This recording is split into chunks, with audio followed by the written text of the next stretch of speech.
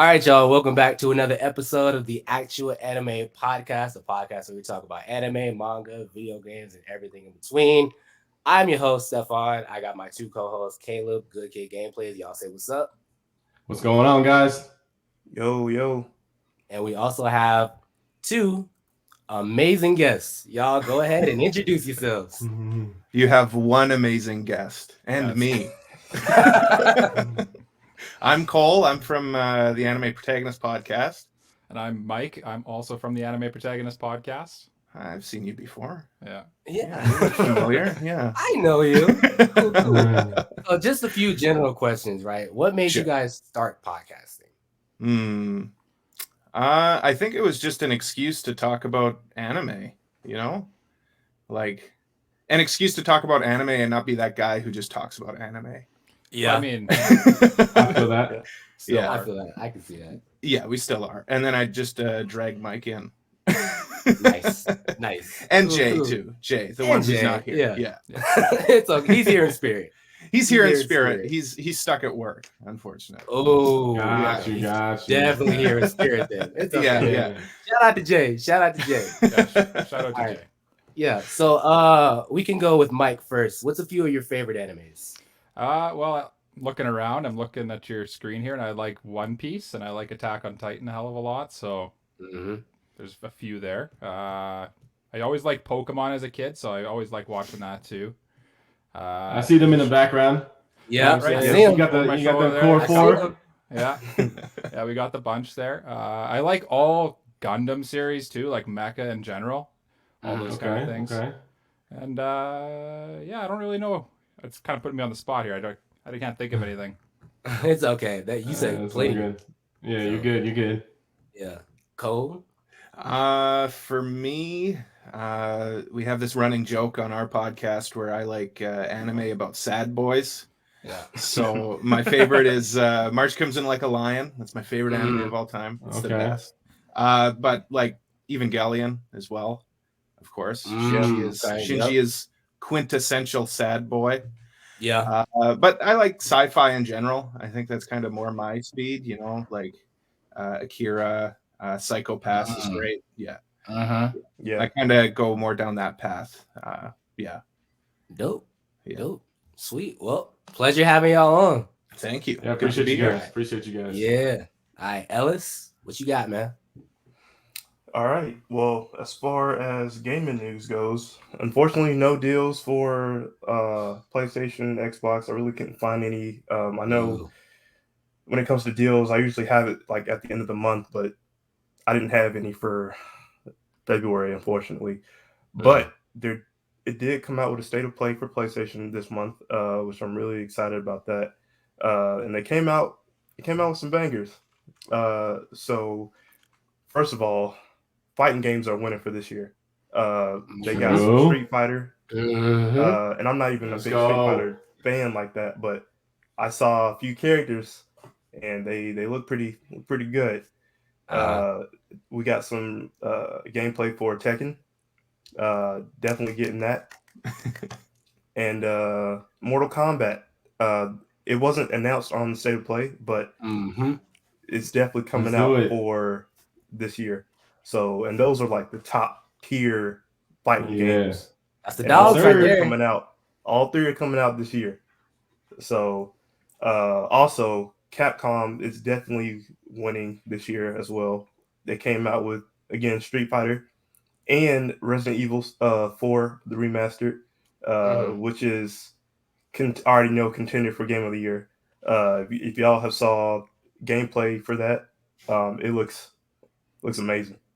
It does. So definitely gonna get that's definitely gonna be a day one buy. On the Capcom note. Yeah. On the Capcom note, Sunbreak for Monster Hunter Rise is coming to PlayStation and Xbox this year too. So we got a big DLC for Capcom. They on their stuff today. Telling you. Yeah. No, they on roll. They doing what they need to. Another big one. I think this is the last one. They had other small ones like indie games, but the last big one is Justice League. Kill the Justice League game. Kill the Justice League one, yeah. Suicide Squad. And yep. I think that's coming out in May. It's I want to say May. I think it's coming out in May, and they gave us like 10-minute long gameplay reveal of how it's gonna go. Me personally, I got mixed reviews about the game. I'm excited for it, but I've seen how other games are kind of like this. But we'll see. But yeah, State of Play came out with some good stuff. That's pretty much it for gaming wise. Okay, sweet. I didn't even know that there was a Mortal Kombat game. Was this like a surprise announcement, or have they been? I didn't know it was coming out. Like I had heard Tekken, obviously, and Street Fighter. They've been promoting that, but like Mortal Kombat. Mortal Kombat just came out like unexpectedly. The creator on Twitter, he had said something, and it just blew up. And IGN posted a Mortal Kombat coming out 2023. I'm like, oh, all right. Yeah, that's another game that's another one. Gonna hurt my wallet. Hey, these games been hurting my wallet, man. Gotta do what you gotta do, man. PS5 games ain't cheap. I know. Not at all. Yeah. Cole and I just ponied up for Hogwarts Legacy, and it was like up in Canada the games are $90 each for PlayStation. Yeah. And then I got I think I got like the upgraded one, so it was like $110 or something. Yeah. Damn. Wow. Damn. Y'all dropping bands on this. That's crazy. Yeah. Hey, it hurts. More power to you. Yeah, you know, we get paid big bucks for this podcasting, you know? Yeah. You guys are making big bucks off this, right? Oh yeah, I know for sure. Yeah, sure. Money's no object when it comes to podcasts. No. That's why so many. Speaking of fighting games, before we roll into the next topic, I kind of have a question for you guys. We kind of know each other's fighting games, so they know like I'm a Street Fighter and Injustice guy. That's kind of what I do. And then Stefan is pretty much a Tekken lord. Along with Dallas they'll beat the shit out of me in Tekken. What's his favorite fighting games? Oh, that's a tough question. Yeah, like, I don't play fighting games, so I'm gonna just default to Smash Bros. Because that's like the only one I've ever played. Really, that's a good default. That's not a bad default. Yeah, me and my brother used to play Street Fighter. Oh, which one was it on the Super Nintendo? Oh, Street Fighter 3. Yeah, it was one of those back in the day. But I have Mortal Kombat now. I haven't played Tekken. It scares me. Yeah. I'll say Tekken, it takes a little bit to get into because it's honestly just 4 buttons, but those 4 buttons can literally do everything. Yeah, those 4 buttons control part of your limbs with the character. So it's very technical. One is punch, one is left punch, the other one's right kick, left kick. It's insane. And a lot of it's a 360 game. Yeah, it's a 3D it's not on a flat 2D plane, so it kind of gets with a lot of people. Yeah, it's like a side. Them it's Soul Calibur. Yeah. Honestly, I fuck with Soul Calibur. I like Soul Calibur. I'm sure you do. Yeah. I know you do. Okay, cool. That's great. All right, well, so the first actual topic I got is Netflix adapting the Pluto anime. So for those of you guys who don't know, the Pluto anime is based off of a manga by Naoki Urasawa. It's a murder mystery series that's set in a sci-fi world. It should be based off of the Astro Boy comics, the Greatest Robot on Earth arc, which is a very famous arc for Astro Boy. I actually have the trailer here, so you guys can get a little peek at it. Oh, look at this. Look Whoa. at this high technology. Yeah. All right. Let's take a little look. It's a good thing I forced you to watch this yesterday, Cole. Yeah. Sat him in front of the screen. You will watch this. Yeah, pretty much.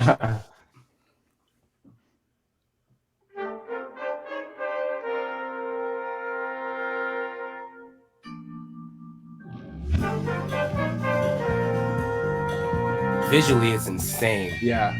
Yeah. I like the music too already. Uh-huh.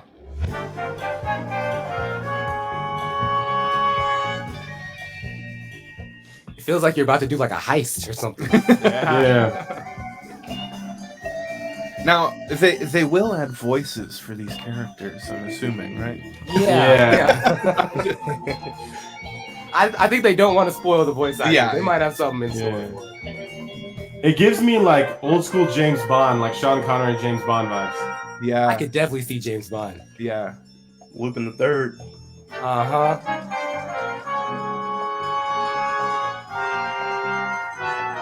It's definitely that like old vision of what the future would look like, you know? Yeah. Because this manga came out, I think, in the 80s. Yeah, I think so. It was like 82 or something like that. 84. Yeah. We got crop circles, you know? Look at that. Look at these windmills. Like signs, you know? Yeah, they're animated so fluidly. Oh, yeah.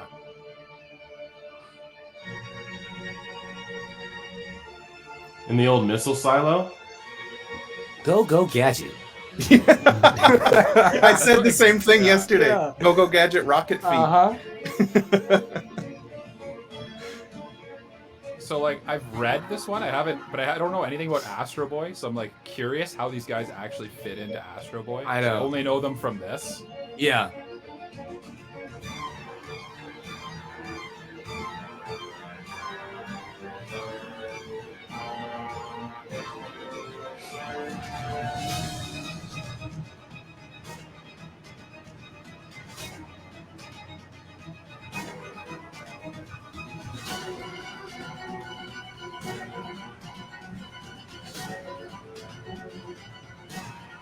Like, it's such a good blend of CG and like hand animated stuff too. Like, Yeah. That's really hard to pull segments, off. yeah. Like perfect Look blend great. between those two. This is insane. Like Cole, it's like your Studio Orange level CG animation. Yeah. I'm super hyped. Yeah. I know that the studio who's doing this is a little more like they don't have too much on the docket right now. I think they've only done like 5, but like that's good. I'll watch that. Yeah, I mean, it seems like it's up your guys' alley, right? When you guys said you guys are interested in mecha stuff, so it's like for sure, sci-fi tech, you know. Yep. The manga when I read it, I said on our podcast actually that is like probably my favorite manga now. It's up there. It's top 10 for sure. So and I think the author that made Pluto actually made Monster. Ellis. Yeah. Yep. Yeah, He's you like can tell a by god the of manga. Yeah. the character designs. Michael really enjoyed it, so I will reluctantly watch it. And then out of spite, I'll say, I didn't like it that much, but in my heart, I'll really, it'll be really good. I think it'll be good. Yeah. Yep. I'm definitely watching that soon. I'm no ifs, ands, or buts about it. I am in seat watching that soon as it drops. Yeah. So, do we have essay on when it drops? No. Sometime this year though. Yeah, I know it's supposed to be what 4 or 5 ONAs. Oh, it's just probably gonna be an hour long then. Yeah. Nice. That's pretty exciting. As long as Netflix doesn't kick me off of Cole's Netflix account before then, I'll be happy. Yeah. What are you talking about? You pay for your own Netflix. Oh, Mike. that's right. Yeah, Yes. No. I'm not Don't sharing. spill the secret. Don't spill the secret. Netflix. Ellis, what do you think about it?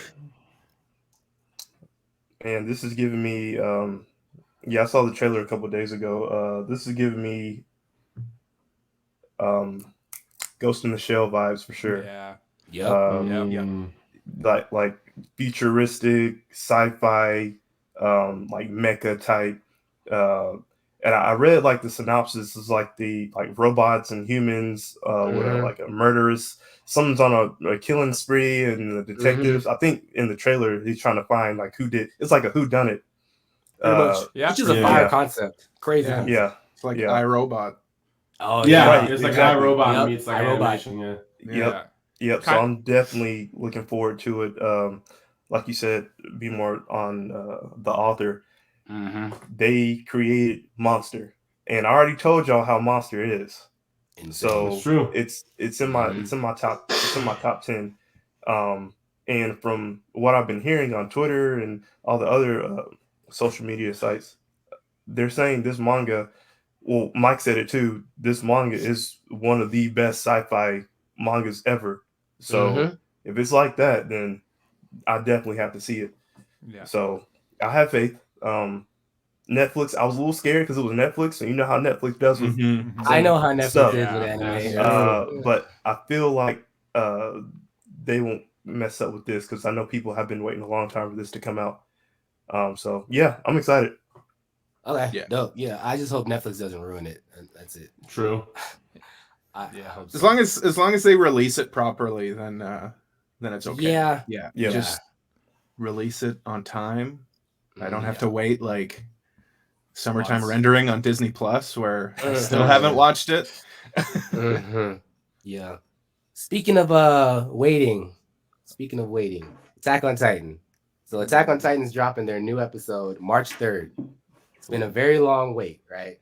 So obviously everybody knows the anime is going to air in 2 huge parts. So the first part is going to air on March 3rd, and the second part is going to air later on in 2023. So just for some context, the first part of the 4th season aired in December 2020, with the second part in January 2022, and then the final part will be this year.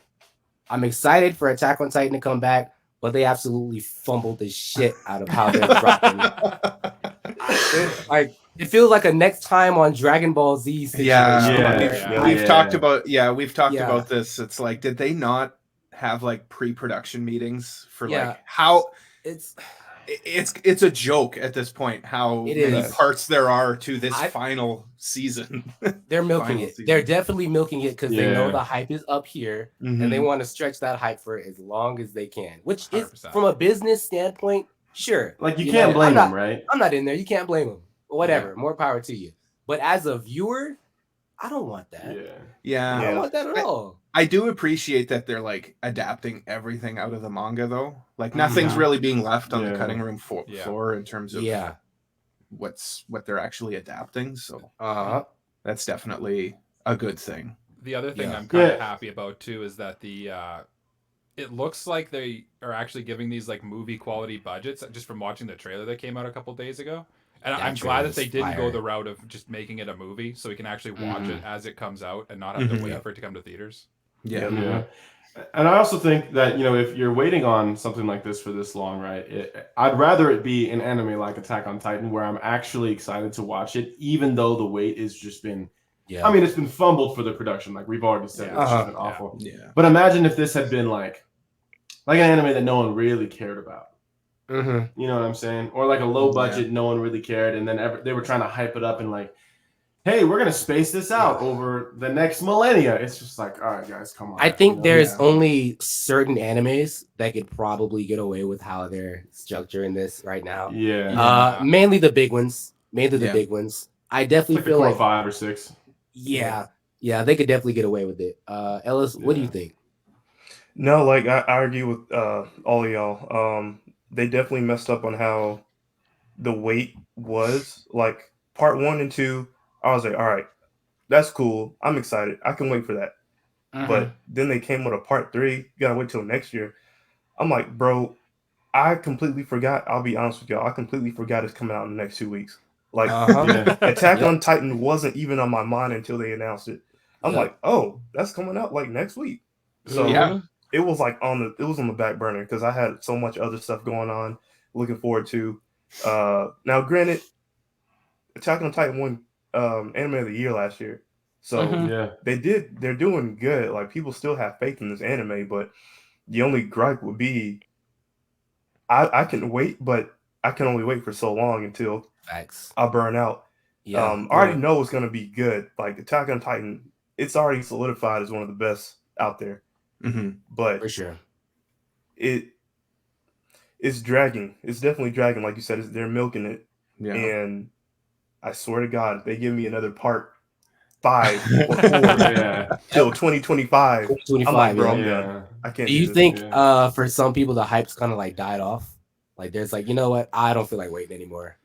Yeah, I think I feel like I'm on burnout with Attack on Titan. Not that I won't watch it, but I won't be the person who stays up and like refreshes the page until it drops and then, watch it the second. I just won't do that because I just got too much else going on. I'm invested in too many other shows. Like it's just, I waited too long for this, and I'm a big AOT fan. So it's just, I think you can only last for so long. Is definitely a thing. You can only last for so long before it's like, all right. On the other hand, though, like they've really turned this into an event for anime fans. So, I mean, like, I'll say, I'm not going to sit there and refresh the page like you said, but I probably will. I'll probably be there refreshing the page. Yeah. Like, come on, I want to watch it. Yeah. I want to see how they did. Yeah. But yeah, I've been burnt a couple times by them in terms of like, is this the last part? Yeah. I really do think these 2 parts will be the end, though. Knowing how much more they have to do in the manga, like, I think these'll wrap everything up. And knowing from the manga too, the action should be just insane in these last 2 parts. So I'm hyped for that. Yeah. At the end of the day, it's like they're taking their time, which I can respect, because I'd rather them take their time than rush something out and completely fumble it. So you know, I'm not mad. I'm annoyed, but I'm not mad. Yeah, exactly. It's frustrating, but I think it'll be worth it in the end. Yeah, for sure. What side note? Would y'all feel the same way if it was Demon Slayer? I would. Demon Slayer's funny. Like, they're really weird about how they release things. Like, they release a movie and then they readapt the movie into a season. A season.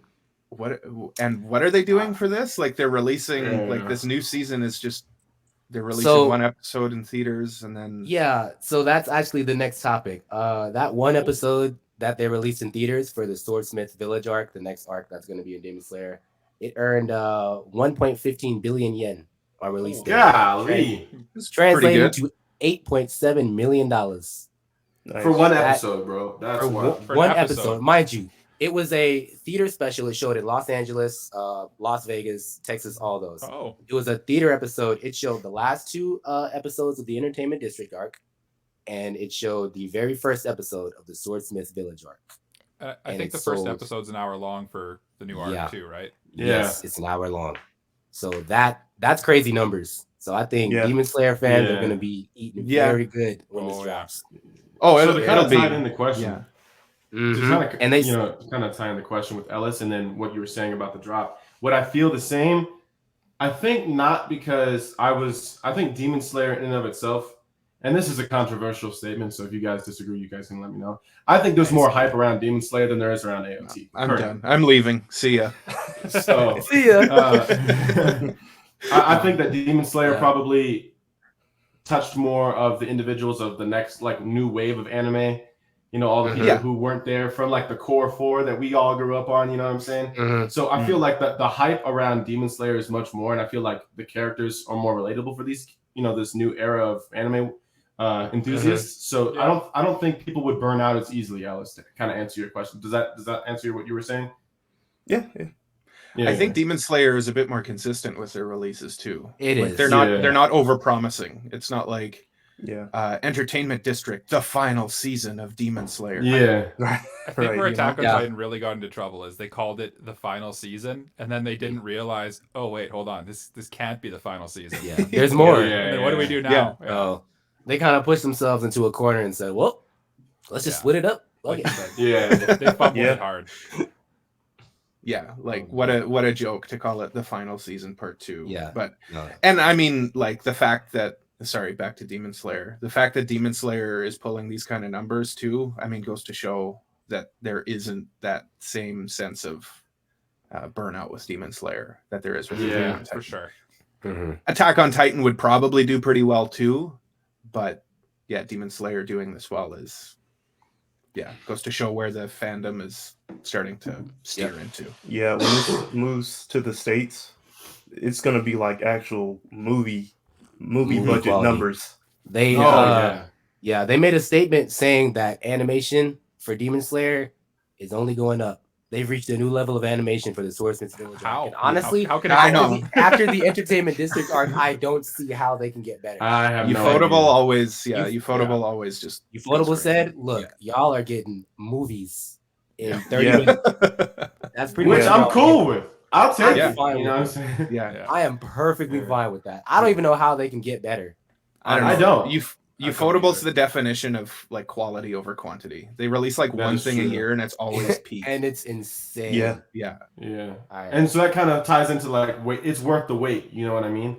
Yeah. And the hype is, you know, we all are expecting like Entertainment District level now, and then for him to say like, all right, it's gonna be like, how is that even possible? The hype is built, you know, because we're not only are we invested in the characters, we're also invested in the animation. You know, like the animation is wild in Demon Slayer. So, Like I said, I think that plays into the burnout, the quality over quantity. We're willing to wait for something that is going to blow our minds when we sit down and watch, even though we're going to, sit there and binge all of them at the same time.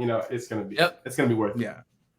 And that's not like throwing shade at like Mappa with Attack on Titan either. Like they're doing a great job over there too. Mappa's doing good. Yeah, shout out to Mappa. They are the definition of quantity and quality. They're really like a sweatshop. So yeah, facts. Yeah, Mappa is working.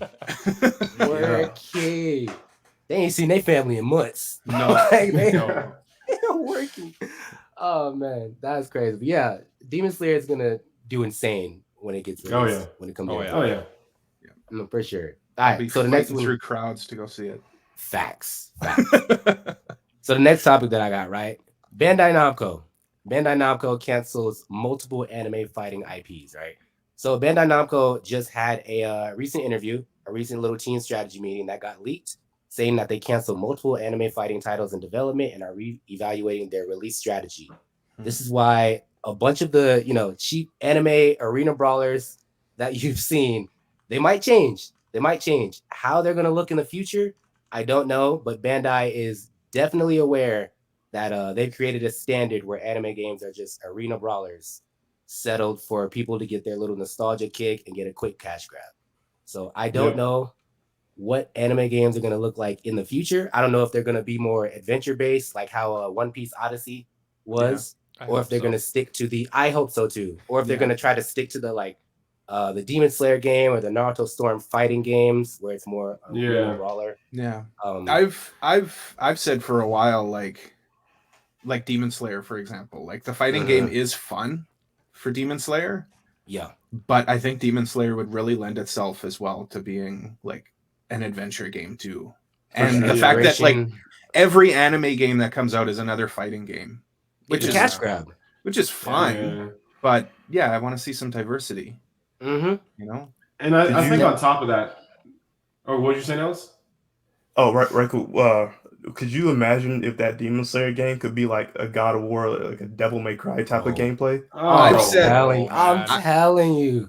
I've had this idea for a Demon Slayer game where it's similar to like Ghost of Tsushima, where like you're remember Ghost of Tsushima? You can like pick your different fighting stances. Yeah, bro. First of all, that game is fucking awesome. Ghost of Tsushima is an amazing game. Yeah. Imagine that as a Demon Slayer game. Jesus, you can pick your breathing style. Yes, exactly. Doing well with the beast breathing, man. Stop playing. Yeah. Hey, Bandai Namco, go to Cole for any suggestion. Go to Cole. Sign this man. Sign him up. Give him a deal right now. Yeah, that's crazy. Yeah, no, I definitely want them to move on to more adventure style gameplay because I think the arena brawler trend it's run its course. It's ran its course. I'm kind of tired of it. I'll be honest. I like it, when I see a new anime game coming out, I'm all excited, and then when I see it's just a generic brawler, I just lose all interest entirely. So I can see why they're canceling them. Yeah. Okay. So my question is, strategy. When they leaked the fact that they were canceling them, did they state that they were going to refresh them, or they just cut clean and then they're reinvesting that money elsewhere? They're reinvesting that money into different avenues of type of game, is what they said. So arena brawlers and stuff like that, it's gonna take a big back seat to more whatever type of games. They said other type. They didn't specify, so it could be anything. Yeah.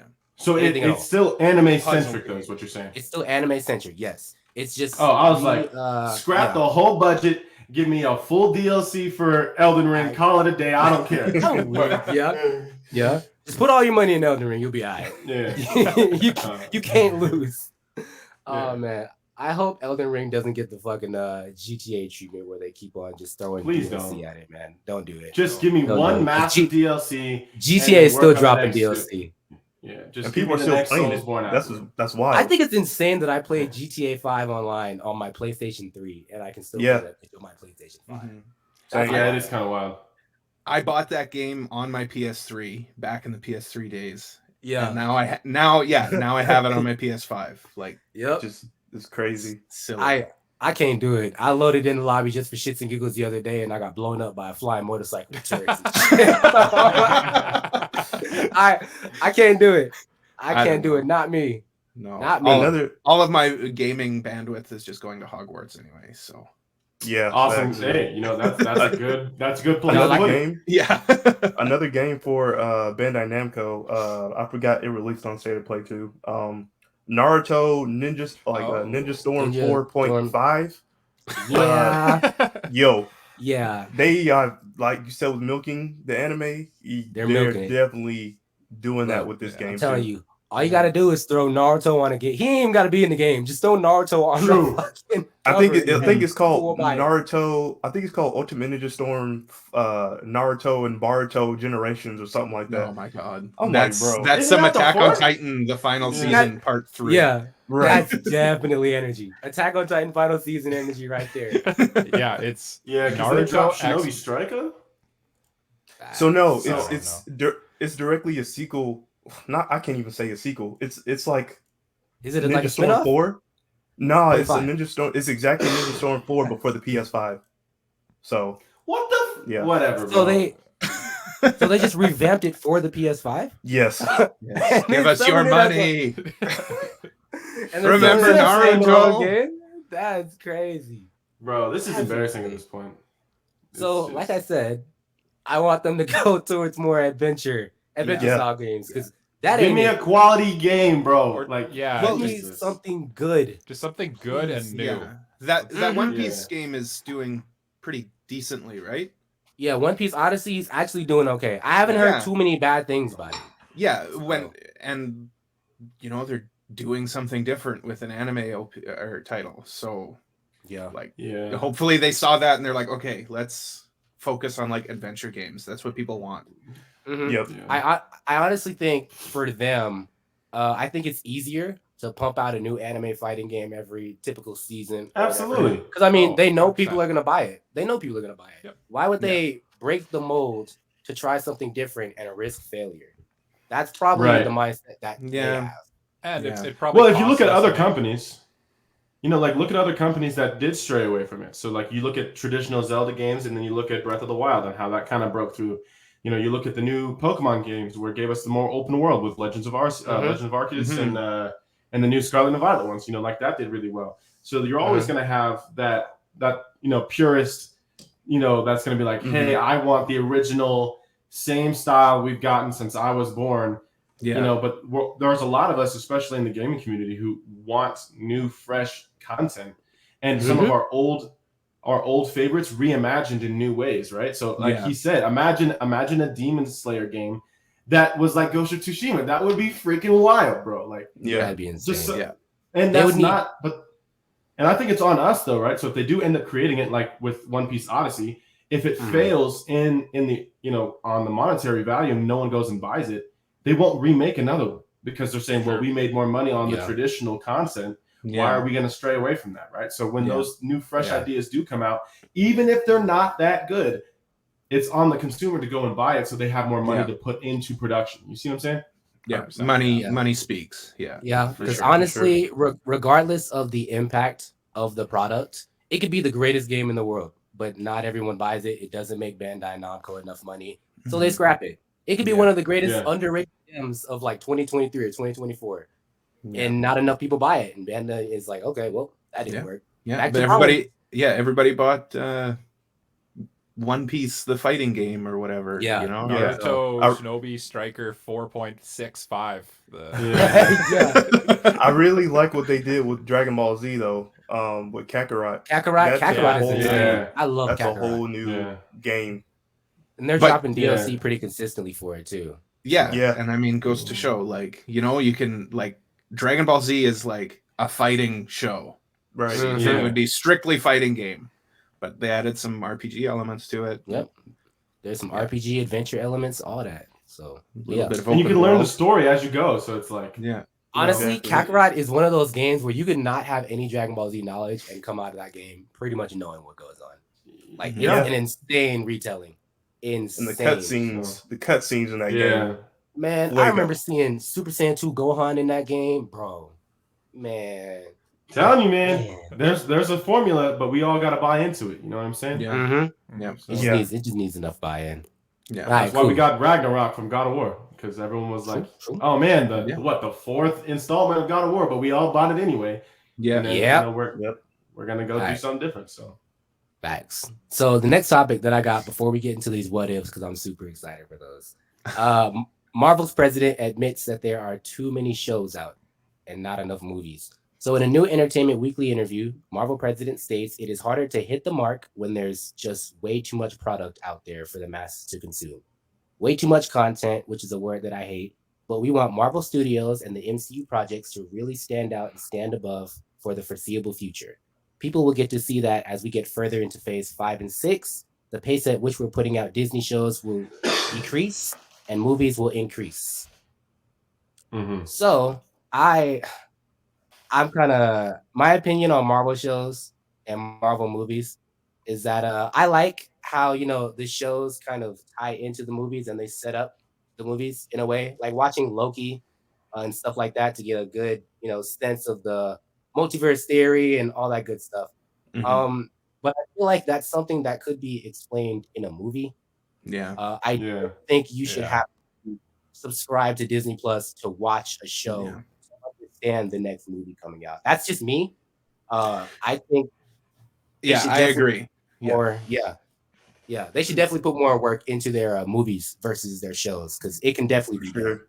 It really alienates the viewer, right? Like it does. To force them to have to pay for Disney Plus, it's kind of unfair. I think where Marvel's going wrong currently is kind of they're allowing their push from Disney to change Marvel content. So what do I mean by that? None of us really would have, like, we're having a bunch of side character TV shows, right? Which is fine. Yeah. Right. I don't mind, Falcon and the Winter Soldier. I don't mind Moon Knight. I think was actually the last really good. It was Marvel really good TV show. I really liked Moon Knight. I'm looking forward to a select few, but like She-Hulk critically failed horribly. Yeah. Right. It was horrible.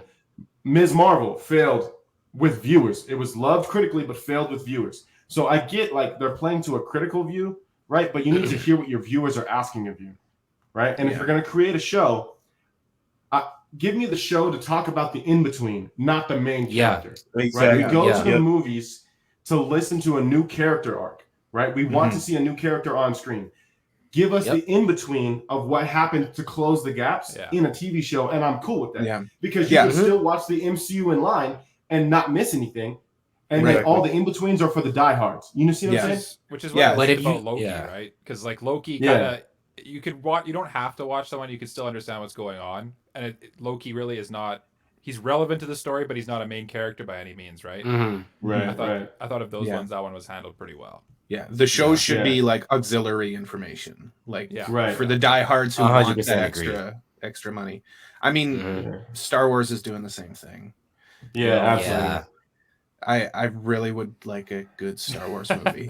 I really would like. I would like a good Star Wars thing, please. Thank you. Yeah. Go ahead, Ellis.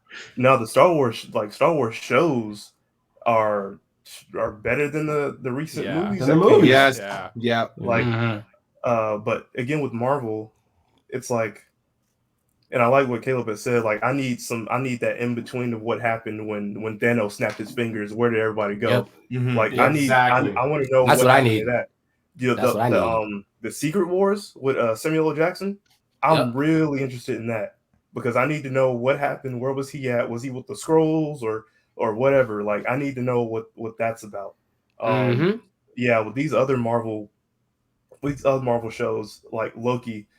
Like, if y'all have seen Loki, no spoilers, but there's a certain character and the new Kang the Conqueror. He's like the new bad guy, and they're setting him up to where he's like bigger than Thanos.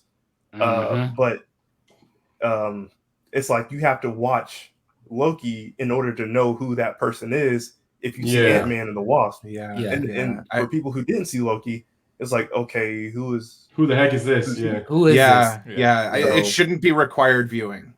Right. That's what I'm saying. Yeah. It shouldn't be required. I shouldn't have to watch this just to be able to fully enjoy a movie that you're dropping in phase 5. I shouldn't have to do that. Right. I shouldn't. And so as an example of what I'm talking about here, because I don't believe in like pointing out a problem without giving a solution.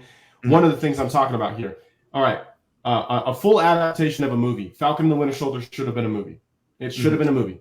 Like the way we get to see transition from Sam Wilson to become Captain America and Bucky learning his new place as the Winter Soldier should have been a movie. Yeah, 100%. Now imagine like what happened to Stark Industries after Spider-Man No Way Home. Nobody freaking knows. Who's in charge? Who's running the thing? Is Peter still involved? Or now that no one knows who he is, he can't be involved. So who's running it? Whoop-de-woo-woo. Give us a TV show about that. Fill in the gaps for us. Yeah. You see what I'm saying? Do it. Yeah. So and like and a show like that, yeah, you can do something different with a show like that too. Like it's still based in the Marvel universe, but you could have a show kind of like Mad Men-esque, you know, like a little more like corporate espionage or something. Like it's just Better Call Saul or something. But exactly. Exactly. Yeah. Like, because like people who went to go see like Multiverse of Madness, the new Doctor Strange movie, half the people inside it didn't watch WandaVision, so they were like, "What the hell?" So they have like no clue. Exactly. No clue. Yeah, like why is she so mad? Like, when I went and saw, when I went and saw Doctor Strange, everybody's like, "Well, you got to watch WandaVision." It's like, why? Why do I have to go and watch this TV show? I've already put all of this money into these movies. Exactly. So now I got to go watch TV shows too. I'm already watching anime all the time. Facts. Exactly. Facts. I got too much going on, man. Yeah, my time is precious. I'm busy. I did like what they did with Daredevil though. Like if you've seen the show, and then if you see Spider-Man and then he shows up as Peter's lawyer, I'm like, oh, that's what's up. That's dope. But that's he's only in there cool for a second, right? That's cool, that's cool because he's like a throw-in for the people who watched the show, right? Yeah, like but he's not critical to it. He's not like exactly. He's not the main character of it.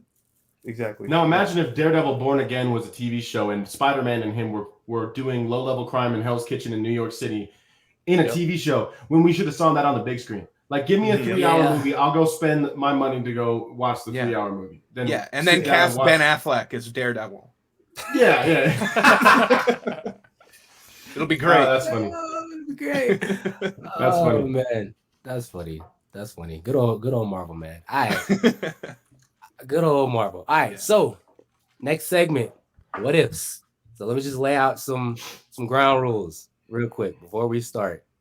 If I say some outlandish shit, or if anybody says some outlandish shit, I don't want you to be like, nah, that fucking ain't happening, bro. This is a respectful space. Everybody's mind is different. With these what ifs, it could literally anything could happen. Anything could happen. Right. So keep it respectful. If it is real outlandish though, please speak up after they're done talking. Like if Superman just fucking pops up out of nowhere and all, say some shit. Say something. But yeah. All right. So how it's gonna go? I'm gonna do it in order of who I'm looking at first. So it's gonna be me, Caleb, Ellis, Mike, and Cole. Sound good? Okay. Yep. All right, sweet. So the first one that we're gonna do is, what if Sasuke died during the Land of Waves mission?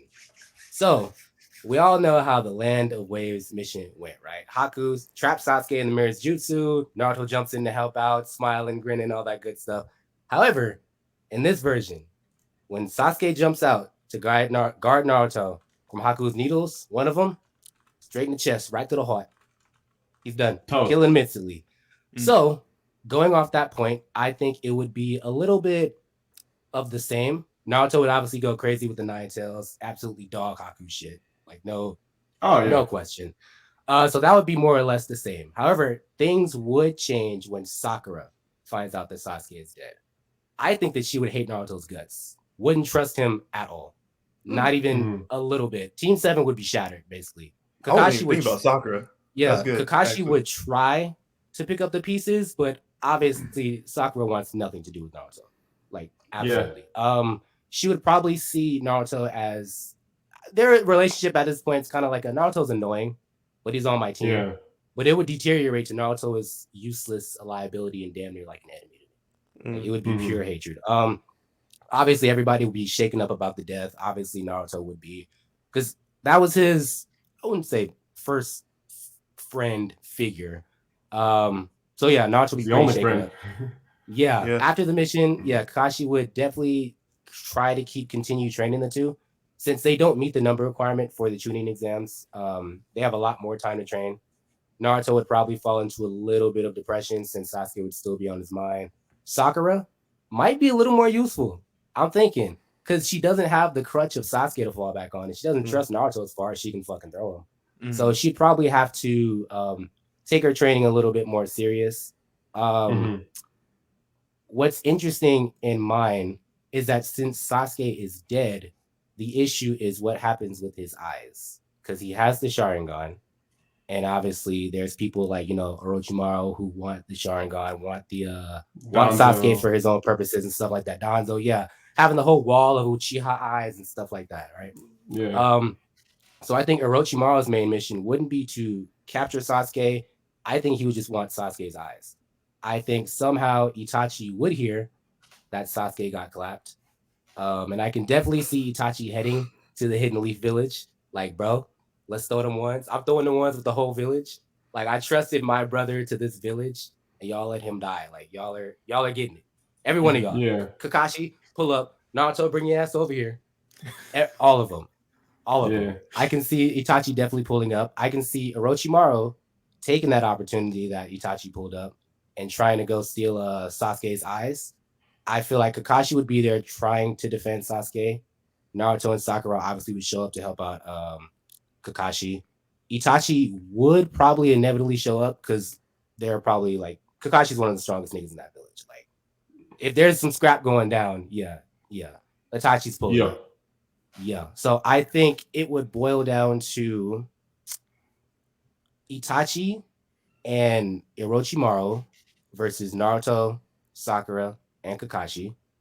Orochimaru and Itachi not on the same team, fighting for their own reason, but still fighting in the same general vicinity. Let me put that out there. I think Naruto would definitely go crazy with the Nine Tails, but he doesn't have the battle experience and the battle prowess to be able to go up against somebody like Itachi or Orochimaru. So I think it would honestly become a life and death battle. I honestly think Naruto, Kakashi, and Sakura it'd be lights out. It would be lights out. I think so. And sucks to say because amazing characters, but against those two, I think it'd be lights out. Then it would probably be a 1v1 with Orochimaru and Itachi, with Itachi wanting to fight to keep Sasuke as his, little brother, and Orochimaru wanting to keep Sasuke for his own purposes. Research purposes. That's what I think. That's as far as I got. So it's pretty good art. That's pretty good. Yeah. So I like what you said. I wrote my own little parallel of what was going to happen here. I think the main difference between mine and yours is I think that we grossly overestimate Naruto's mental stability at this point. Like, he was barely hanging on as it is prior to getting on Team 7, right? Yeah. Oh, I know. That's his only friend. He would be a mess. So Sasuke is literally the reason we have the rest of Naruto's show. So what I think we end up seeing Kakashi go into the deepest depression we've ever seen. And he ends up going back to the Anbu and goes and does his own thing. I think we see Itachi pull up to the village, take Sasuke's eyes, and plant them in himself. So he immediately becomes like next level. And I think he takes Naruto with him back to the Akatsuki. Because I think Naruto joins the Akatsuki. And the reason I'm saying that is because now Itachi's the closest thing to Sasuke that Naruto has. So he sees him. And so he's following that brother figure. You know what I'm saying? And so because Kakashi loses it, right? Because Kakashi's holding on by a thread at this point. He's like, I lost my team. I went to the Anbu, butchered everybody. The only reason that brought him back to sanity was when Hiruzen was like, hey, you're going to be the leader of this team.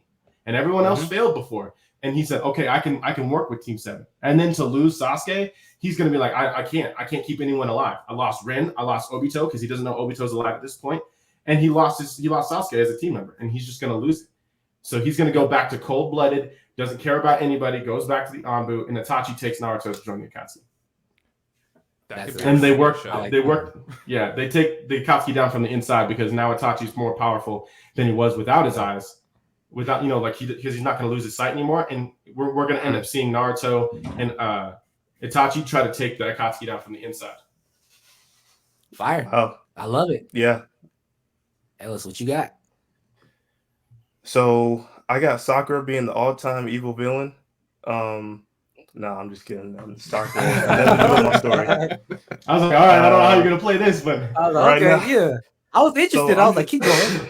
Right. So I'm just looking at it if like you said, Caleb, Naruto was the reason why we have Shippuden at this point. Mm-hmm. Like he's been following this man ever since he lost that fight against him and Sasuke when they were kids. Yeah. But I'm thinking of if Sasuke is gone, we completely erase everything that happened over time, all the fights, literally everything, story wise, everything. I'm thinking of when Orochimaru bit Sasuke neck. That was Naruto. Like that would be kind of dope if Naruto had the curse mark and the nine tails. Yeah. That'd be out of overpowered. control. It'd be out of control. Overpowered. You wouldn't be able to control that. I don't know if Orochimaru's bite mark would work on the nine. Yeah, that's also true. Go ahead, keep going. But good idea though. No, yeah. What ifs? Like this is all the stuff that could happen, right? Another point. This is like a butterfly effect. But another point is like Naruto wouldn't be as strong if Sasuke died at that exact point because steel sharpens steel because they were like competitors, like to see who could be the strongest in their own right. If Naruto doesn't have that competition, I don't think he would have made it in the exams, let alone out there in the what is it called, the Forest of Death. Yeah, the cheating exams. Yeah, and then they would have to find a replacement. I don't know who that would be, but they would have to find a replacement for Team 7 to replace Sasuke. And the chemistry just wouldn't work for some reason. It's like when Sai pulled up and everybody was like, "Who the fuck?" Yeah, like I was like, "Who was this dude?" So, but yeah, the chemistry would fall off. Kakashi would be. I had the same point when he would go back to the Anbu Black Ops. Like he's lost his protege at that point. And he's like, "Yo, I failed as a mentor, as like a sensei. I got to go back to what I was doing before." Itachi would pull up. He's like, "Yo, y'all, my brother is dead. Like, I killed everybody for this dude." Yeah. And the reason why he's dead in the beginning, it's like, all right, I got to go all out war with every one of y'all. Yep. So, and I'm taking his eyes. So, yeah, that would be very upsetting, and we just wouldn't get the classic Chidori from Sasuke, like all those movesets. Literally thinking about everything that Sasuke had done. No, none of that.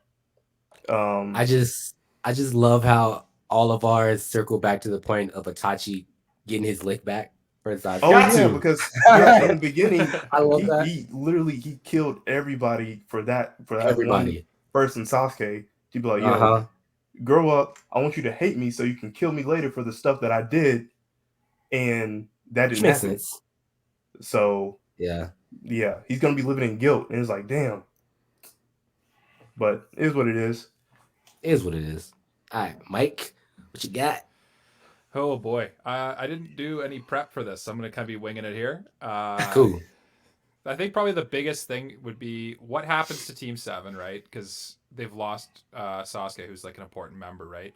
And like you guys kind of said, Kakashi's probably going to be pretty... He could either go one of two ways. Either become super depressed, or it's just kind of like, all right, I just lost another one. And then he just goes back to being kind of like cold and, you know what I mean? Before he met them. And I think that's probably the more likely one, I think, is he probably just goes back to being just cold businessman, he just does his job and nothing more, right? And then probably Naruto goes ballistic, loses control of the Nine Tails, I would think, when he sees that Sasuke's actually dead there, right? I'm gonna be honest, I don't remember Naruto super well, so I'm trying to remember exactly what happens here. Itachi for sure could go one of two ways. He could either, like you guys say, pull up and just like come for revenge, or he just goes into depression because his mission's basically failed at that point, right? Like his whole goal was to have Sasuke basically redeem him for his crimes, but nobody, like, you know what I mean? Like he redeems what he did, and everyone puts all the bad stuff on Itachi instead. Sakura, I could see Sakura and Naruto like continuing along with their training with Kakashi, but like there's just kind of like something off, like because probably Sai would replace Sasuke like he does later, right? And I think they'd probably train harder at that point because they're like, I don't want that to happen ever again, kind of thing. And yeah, I don't know where it goes from there though. Like I don't know whether it all depends on whether or not Itachi pulls up and just like goes ballistic, or everyone just kind of gives up and just goes home. I don't know. Yeah, that's fire. That's fire. Cole, what you got? Oh God. It's my turn. Yeah. Okay. I like Michael did not understand the assignment. Yes. That's okay. Okay, so Superman comes up and he no, I echoing what you guys said, like No. I don't I think Naruto and Sasuke would still train, but Naruto would now be training out of like a sense of guilt and how he couldn't protect the people around him, so that he's got that classic like guilt complex that a lot of shonen protagonists have. And not to mention with all of the stuff that's been heaped on him his whole life, I think toward like Shippuden, if we get to Shippuden, would then become more of a story of saving now Naruto, because he's fallen into evil, right? Yeah. Now he's kind of going down the path of like he's doing whatever is necessary to protect his friends, even if he's got to do like some bad stuff. Like he kind of turns into that Eren Yeager type where he's doing evil stuff to protect his friends without any regard for what that means. Sakura would then, hear me out, Sakura would become the main of the show, I think. Yeah, because now she doesn't like you said, she now doesn't have that crutch to fall back on in Sasuke. So she puts her all into training and becomes maybe more competent, and then whoever ends up replacing Sasuke, you can kind of have a B story of him learning to find his place in the team and always feeling like he or she is the new person in the team. Yeah, I think it would just be a completely different story. So now Naruto is going from that like super optimistic character to now he's like evil for the sake of his friends, right? Yeah, I think that's kind of how really it would go. Interesting. Yeah, that is really interesting. So it's almost like Naruto becomes an Anbu. Yeah, you know what I mean. Yeah. Does things in the shadows. You know. Okay. That'd be super dope. He would kind of become like this. Maybe after the time skip, now Naruto is somebody people refer to in like hushed tones, kind of. Yeah, you know? like the infamous Naruto. Yeah. And now Sakura has become like a more powerful ninja, right? So interesting.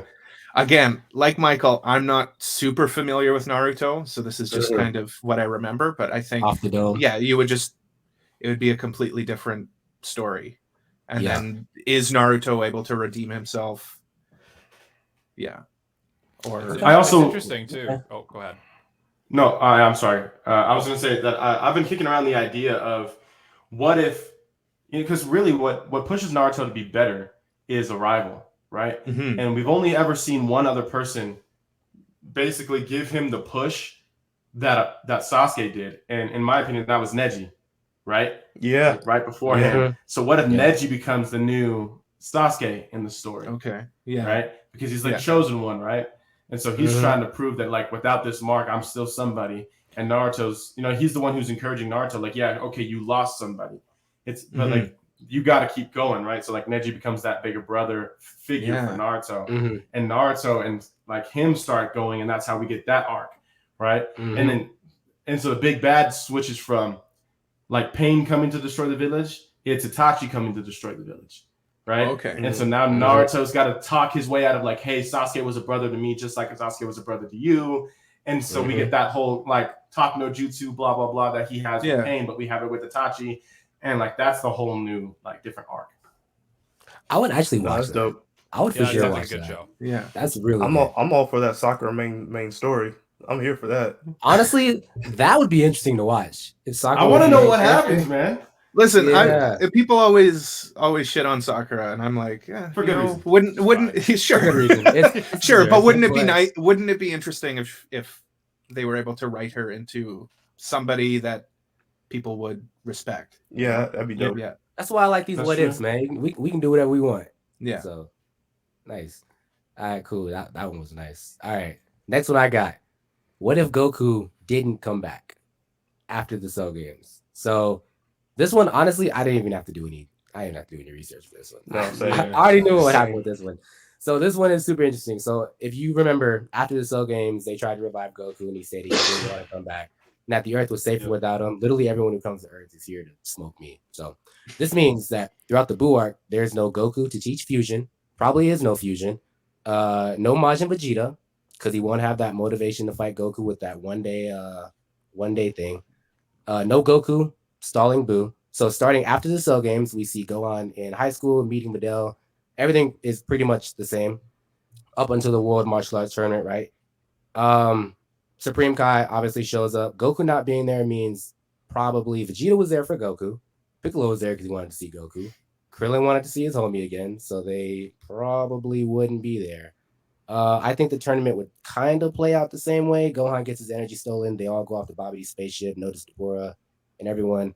Now, Goku, Vegeta, and Gohan flew to Babidi's spaceship in the original. Now, what would change with this? I think Piccolo would replace Goku in this situation because obviously Piccolo sees Gohan as like his student, best friend, all that stuff. So if he sensed Gohan engaging in combat with Deborah, it would obviously be like two of the strongest energies on the planet. So he definitely sees something's going on and head over there. Vegeta would probably head over there for same reason. I want to beat some ass. Yeah, they would head over there. I can see him completely clearing all the monsters, no problem.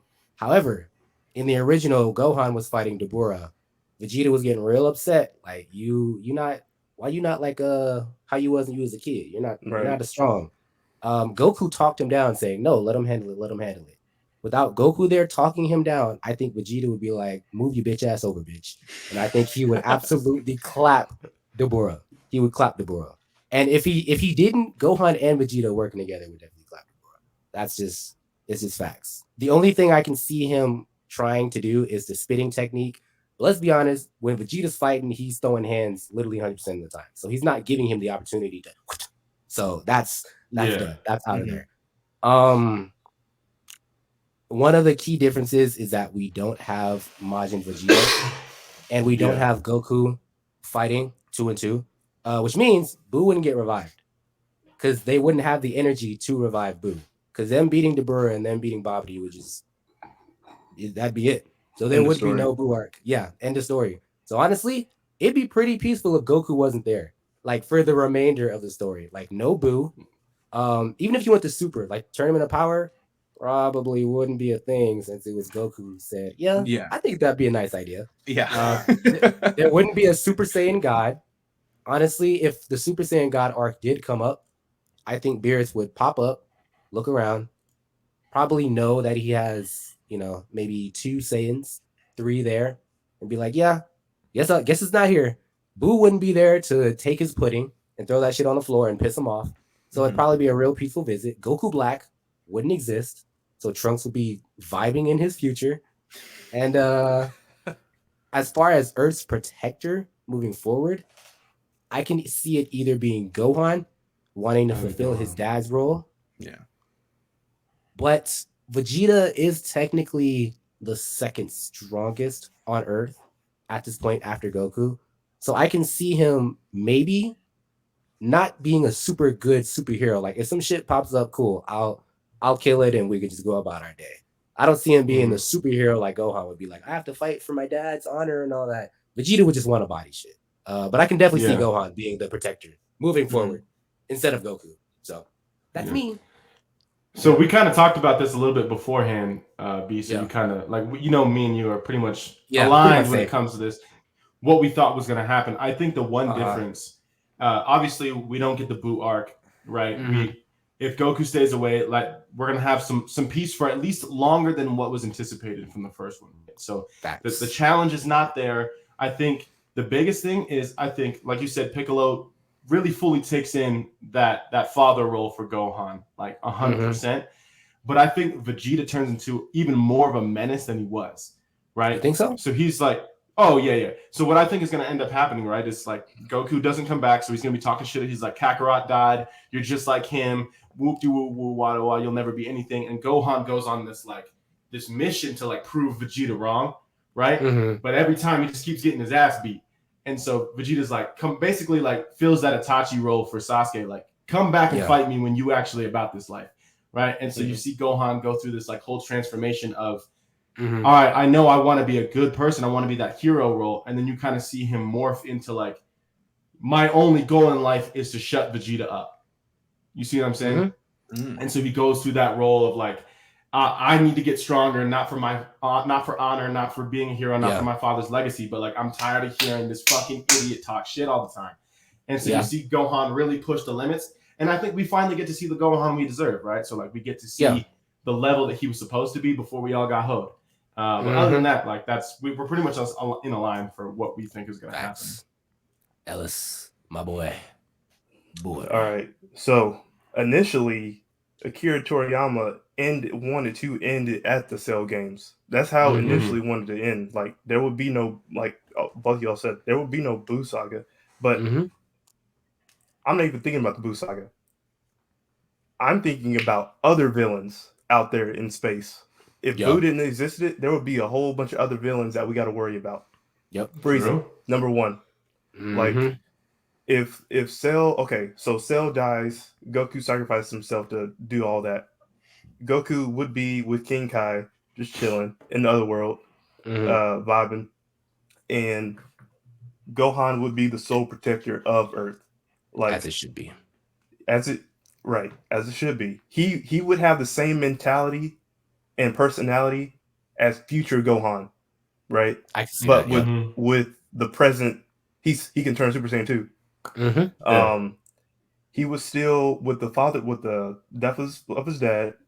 There would be no Saiyaman. There would be none of that.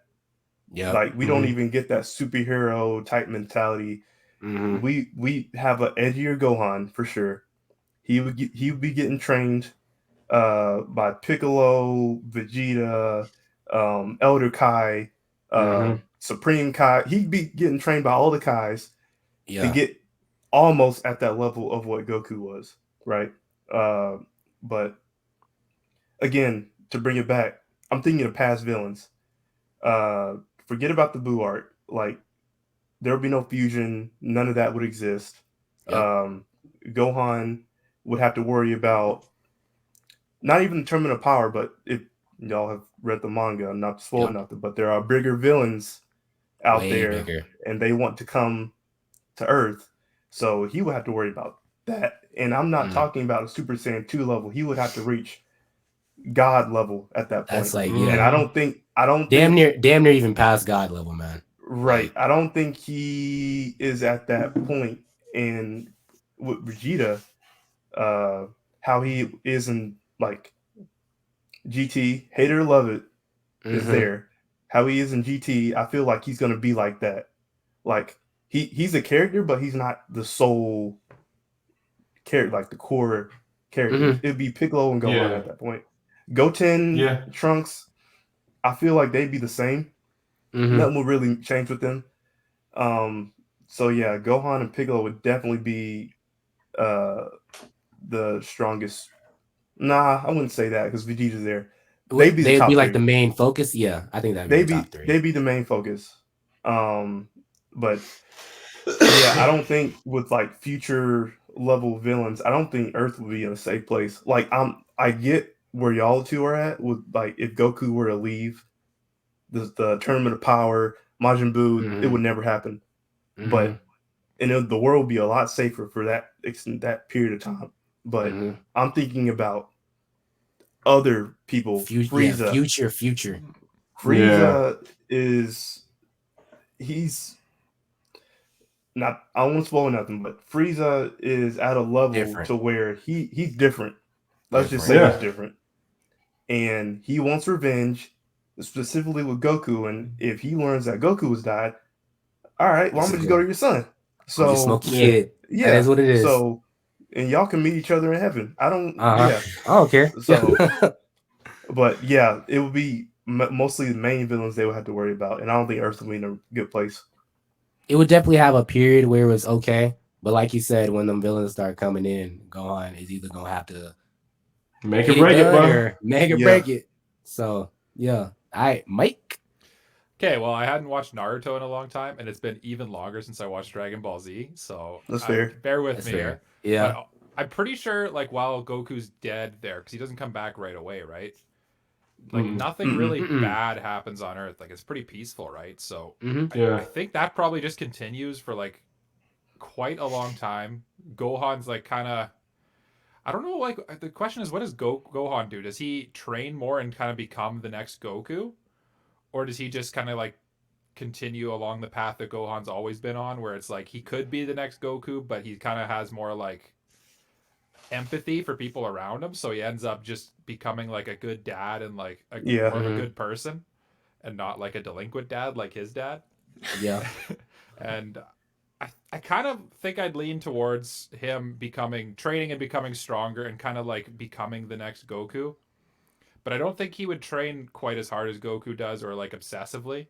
So when eventually the next big threat, be it Zeno or Beerus or Frieza or whoever comes next. Yeah. Like I think they probably just wipe Earth at that point, and that's game over. Like, end of story. Yeah, honestly, end of story. And Vegeta's not, without having Goku there to like kind of like turn him into a nice guy. I don't think he becomes the family man that he is. I think he kind of just stays. He just does what he wants. He probably leaves Earth, honestly, I think, and just goes doing his own thing out in the universe. Yeah. Quick side about him becoming a father. I mean, not a family man. That is still like one of the coldest scenes of all Dragon Ball. Bulma just gets slapped. He's just like, yes. Yep. Yeah. That shit was cold, bro. Yeah. Vegeta turned into my favorite character in Dragon Ball Z and Super. Vegeta, honestly. yeah. Vegeta's the GOAT, bro. By far, Vegeta's my favorite character. Like in the Tournament of Power, if it was just Vegeta, I guess you'd have Piccolo replacing Goku if they even competed. Probably. But, yeah, I mean, depending on where Gohan's at that point. Yeah. But depends on Gohan. Vegeta's that dude. I'm telling you, he went ones with Jiren and didn't back down. No, he was getting beat. Yeah. He was getting beat down. He said, "Hey, we're gonna throw these hands. I'm gonna lose, but we're gonna still fight." Yeah. That's why I love remember Vegeta. my name. He can literally be getting his ass clapped. Pause. And still be like, "Yeah, I'm still talking shit." Yeah, clipping that. Ellis, it happens to everybody, bro. Yeah, it happens. All right, cool. Cole, what you got? I think what would be interesting is, of course, like I've always been upset about what they did to Gohan. Yeah, like how you can tell he was supposed to like be the main character going forward. Yeah, like, they were setting him up almost all series. Yeah, we need Goku back. We need him back, and that really has always kind of left a sour taste in my mouth. What I think would be interesting is Vegeta can go one of two ways. You can either go the comedic route and turn Vegeta, now that Goku's gone, into kind of like a slob. Like, remember which Marvel movie was it where Thor to Thor and he's like he was playing Fortnite and shit like that. Yeah, he's like put on weight and stuff like that. Like he's just not the same. Or you can turn Vegeta then becomes the main villain again. Yeah. And Gohan now his thing is again juggling those two sides of himself, like either become like really strong or kind of be that nerd Gohan.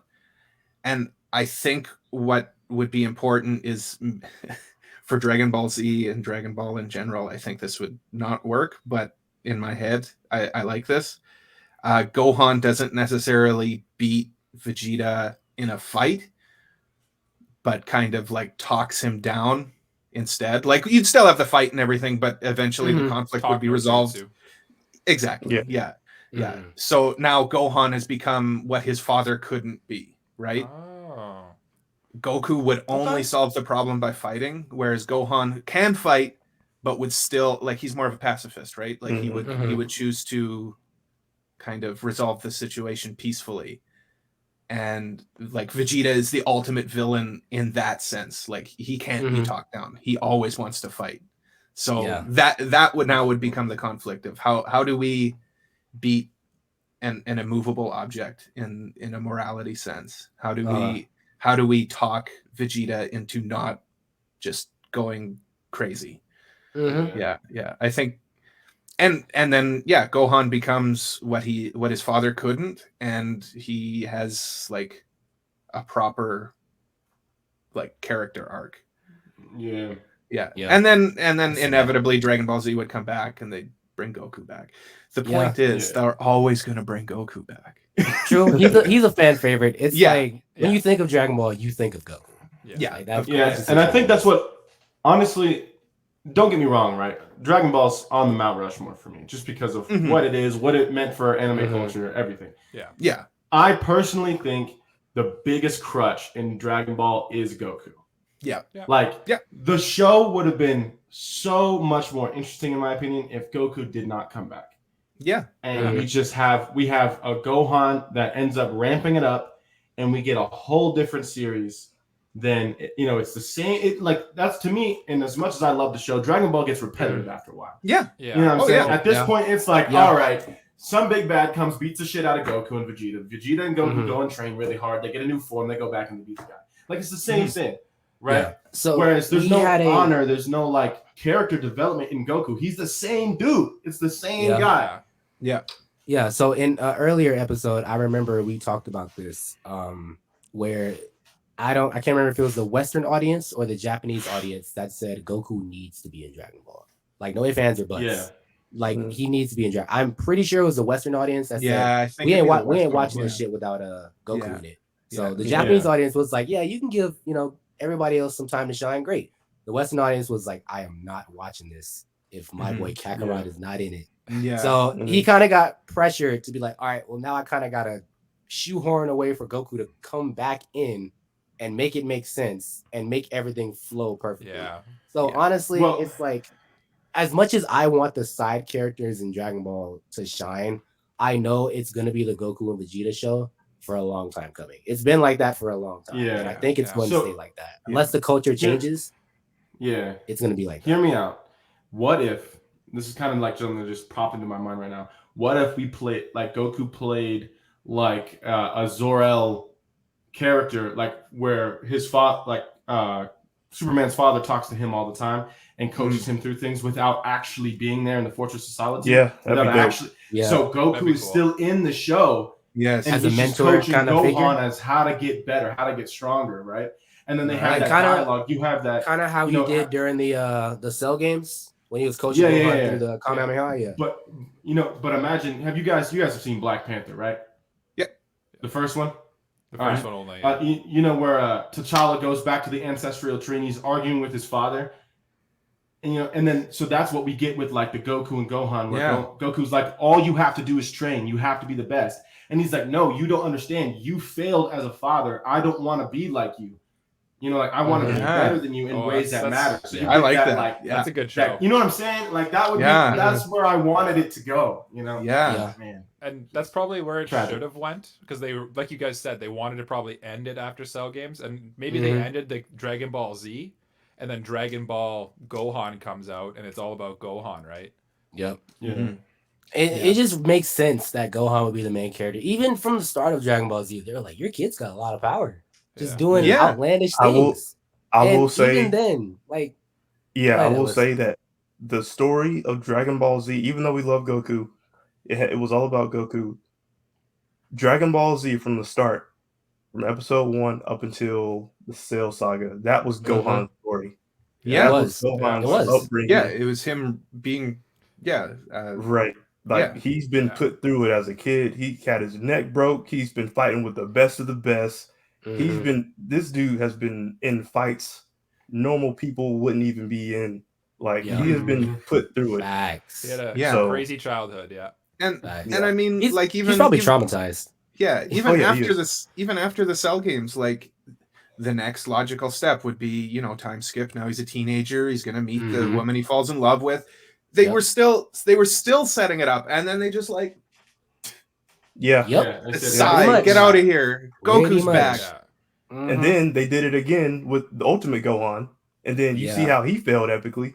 I think Ultimate Gohan is the biggest hoe of Dragon Ball, bro. Like, how do you come back wearing your dad's fit, talking shit, and get clapped? I was so angry when I first About saw some that. bubble gum. He was like, fight you? No, I'm here to kill you. Maybe 5 minutes later, my boy is running. I'm like, come on. I think of all characters or of all anime, I think Gohan's been hoed the most. Oh, like, for sure. Yeah. Not even a contest. No, not even a contest. I've always been upset about it. Yeah. Yeah. All right, cool. So the next one I got, and honestly, this one's going to be actually really interesting. What if Rengoku accepted Akaza's offer to become a demon? Oof, man. Yeah. This one is honestly, it could go so many different ways, right? So first off, this shit would hit Tanjiro. Like, this shit would hit him. Yeah. Obviously, he would be affected. So let's just say, obviously, when you become a demon, you're not your human self. So Demon Rengoku isn't Rengoku.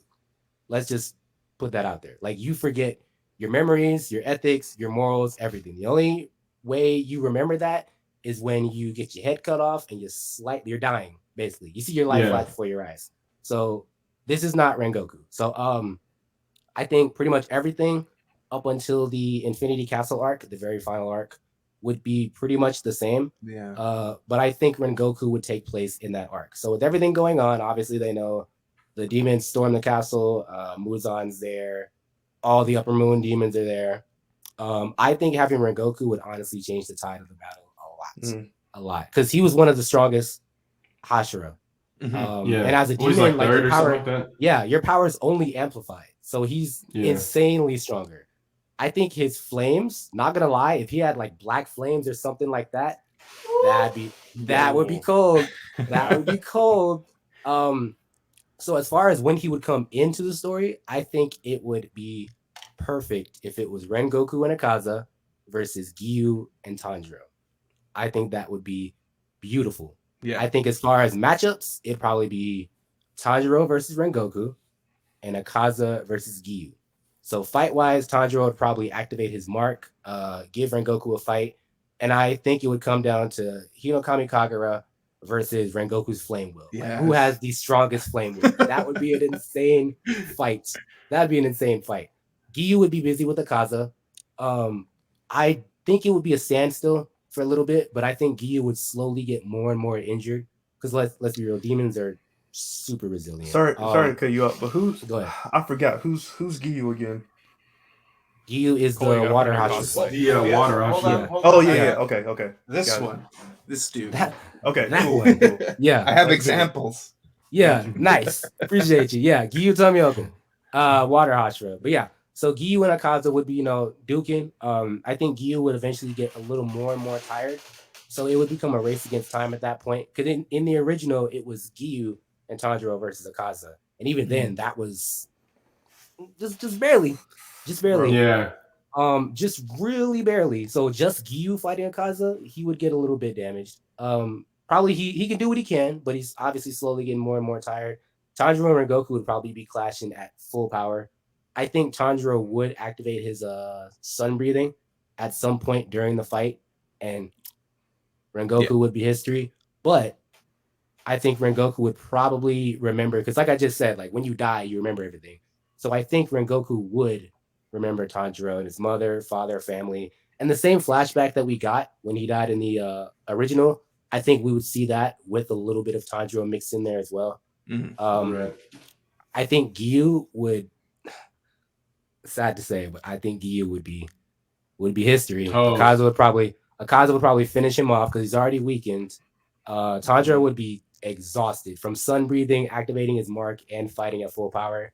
So he would pretty much collapse from exhaustion. And without Tanjiro and Gyu in the final fight against Muzan, I think Muzan would just pick them off one by one. Mitsuri, Sanemi, Zenitsu, Inosuke, all of them would just be picked off one by one. And it'd be Muzan kind of just looking around all the dead bodies. I think Tanjiro would probably be killed by Muzan because, let's be real, all of them fighting, I think Muzan would get it done pretty quick. I think he'd get it done pretty quick. Guillaume would probably be the last one living. He'd probably be the last one to go. But I think Tanjiro will be killed by Muzan because obviously Yoriichi's technique, he saw that shit happen. He has PTSD from Yoriichi, so he'd probably get him out of there. And demons would rule over the earth. And that's it.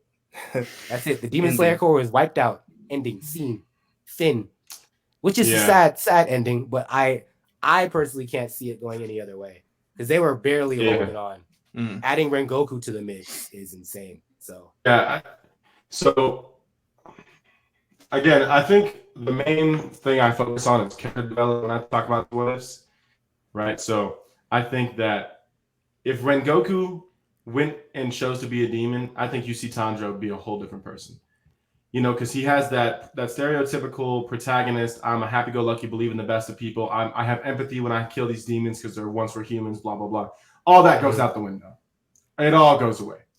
I think he turns to a menace. And he's like, oh, okay. Like, I can't trust anybody.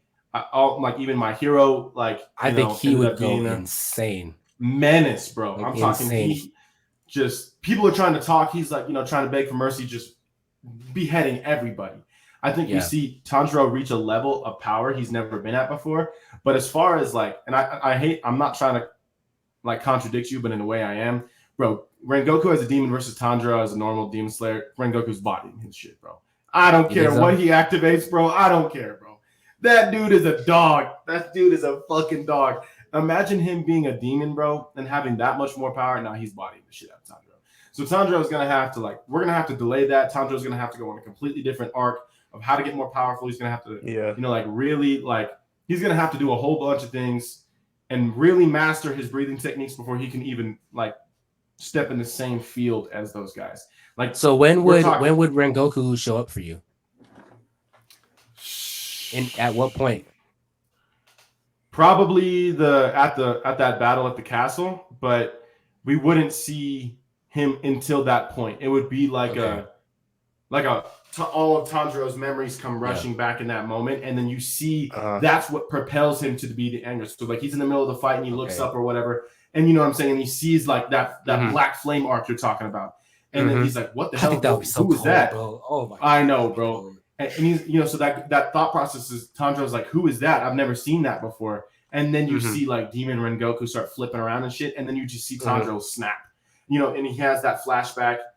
You know what I'm saying? He sits down and he remembers who Rengoku was, and then all that emotion wells up inside of him, and then he just fucking snaps. And he just is a whirlwind all the way through the castle, and he just goes and does ones with Rengoku. Now, at that point, if we see him with the emotional side and then him going on a whole different training arc and becoming more powerful, sure, I'll give you that. He could probably go ones with him. But, the level that Tanjiro was at in the original fight versus Rengoku on a demon level, Tanjiro just doesn't stand a chance. You can activate whatever you want. But remember the Swordsmith's Village and the Hashira training arc. Literally, Tanjiro was leagues more powerful than he was in that original. That is true. He literally couldn't do shit. So that's what I was putting in the factor that he did train his body. He did learn to master Kami Kagura where it doesn't tire him out and stuff like that. So that's why I said, boom. Now imagine that whole training arc, but Tanjiro has none of the emotion that he has normally. So he's really, really throwing himself into it because all he cares about is butchering all the demons. That's all he cares about.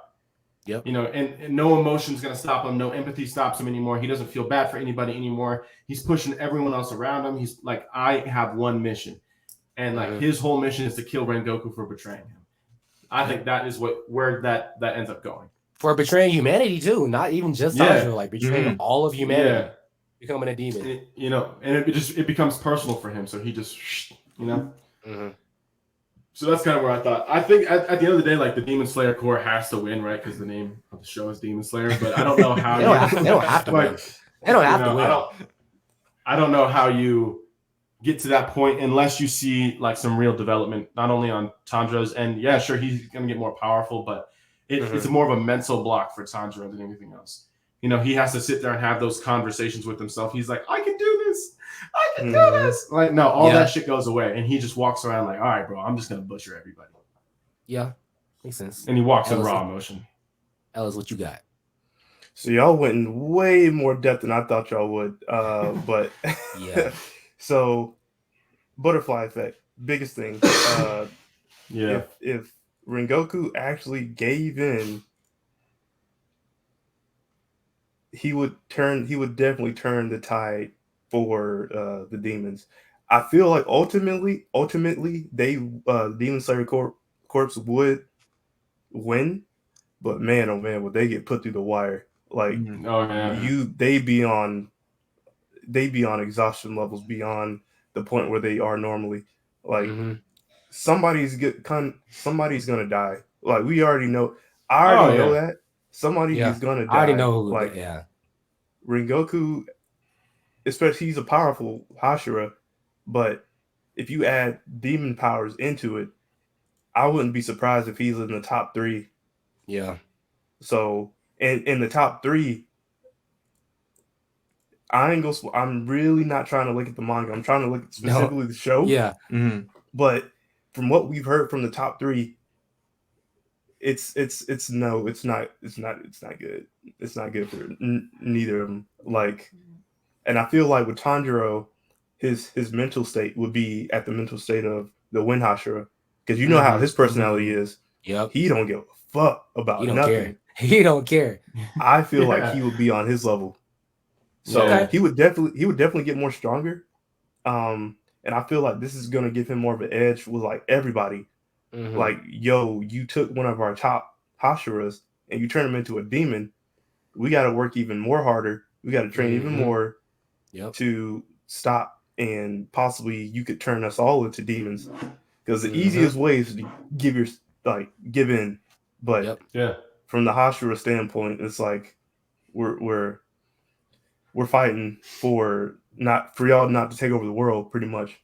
But yeah, Rengoku, and he's like the most optimistic, go-friendly personality ever. For him to get right, turned, for him to go wild into a demon, who knows what everybody else, like, what their choices could be. So probably for Inosuke, Tanjiro, and Zenitsu. Yep. They would have to work extremely, like, more harder than what they're going to do. Because I wouldn't be surprised if Rengoku would be killing off some major characters. So somebody's getting beheaded, bro. That dude's done. For sure. He's gonna get beat eventually, but I feel like it's gonna be the top 3 people, the strongest people in the Demon Slayer Corps. But then if they take him out, then we got to worry about Muzan in the top 1. And that's just a whole nother bomb. Yeah. Different thing, So I feel like they're going to ultimately they're ultimately going to win, but definitely they're not going to get out of it without any bodies. So casualties are going to be wild. Yeah. I don't want to spoil I don't know who, but I'm not gonna I know spoil somebody's not going to be here. I don't think they can afford any more casualties. I'm not going to spoil the manga, but from what happened after, I think they can't afford maybe 1 or 2 casualties. I'm going to just say that. So, but yeah, good shit. Mike. Okay, well, I'm glad you didn't spoil the manga because I'm anime only for Demon Slayer. Okay, good. Yeah, I'm glad I said it. Yeah. So my knowledge of like what happens next is pretty limited, but like just going off purely Rengoku being like the most wholesome of the Hashira, I'd say, like he's the best of them almost, right? So and if the best of you corrupts and goes to the evil side, that's just on its own before even any battles happen. That's a battle in itself for the rest of the Hashira to stay committed to their goals, right? That's definitely going to do a dent on their mental state. And like I could see maybe 1 or 2 Hashira like even like stopping, just quitting at that point, you know what I mean? Like I don't know what they actually end up doing or what they're actually like in the manga and stuff, or what we're gonna see coming up. But that's an initial battle that they'll have to face. Same with Tanjiro, right? Because like at that point, one of his big mentors going to the dark side, that might be too much of a blow for him. I don't know. And then on top of that too, you got to factor in like, how are the rest of the Demon Slayer Corps going to view Nezuko after this, right? True. Forgot about her. True. Yeah, that's crazy. Because like, all of a sudden now one of their brothers is turned into like this awful demon who's probably like honestly going to be one of the top 5 Upper Moon. I don't know their actual power levels, but I would just imagine with his strength, he's got to be up top there somewhere. Yep. But the nice thing is, it does make for a nice finish when inevitably Tanjiro is going to have to fight Rengoku demon form and have to try to kill his old master. And will he? I don't know. But yeah, it's about as far as my thoughts go. I don't know. That was a good one. Cole? I think, remember that scene where all of the Hashira find out that Rengoku died? You know, you go through everybody and it's all sad and stuff. Imagine that scene, but they all found out that he became a demon instead. So, like Mike said, a lot of them would quit. Not only that, I think the Demon Slayer Corps would be done. Disband. Yeah. Now it becomes who is still choosing to fight the demons. So Tanjiro, Inosuke, Zenitsu, they're all working even more in the shadows. Like they're doing a lot more like vigilante work. Kind of Yeah. I think now the proper mentor for Tanjiro is going to become Gyu, like a proper mentor. And there might even be a time skip, so then you can get over all of the like, you time skip a few years, and now like Tanjiro's a lot stronger. Everybody's a lot stronger, but they realize that they got to get the old band back together, right? Yeah. So they're collecting now the story's about collecting all of the Hashira and then basically the final push is basically what still happens in the manga. Except I like your idea of Tanjiro going up against Rengoku and Gyu going up against what's his name? Akaza. Yeah. Thematically, like I like the two, like the flame Hashira versus the sun breathing, and I like the water breathing versus like Akaza's ice powers. Like it just works together. Yep. I mean, I don't know how the final battle would go, but I think a big win would be when Tanjiro inevitably beats Rengoku and his memories come back, right? And you get that scene with his mom, the scene. Yeah. That makes you shed a tear. That scene. Yeah. And and then I think the rest of it would still continue the same way because now everybody's a lot stronger. They're more rugged, right? Because they've just been kind of fighting this guerrilla warfare against the demons.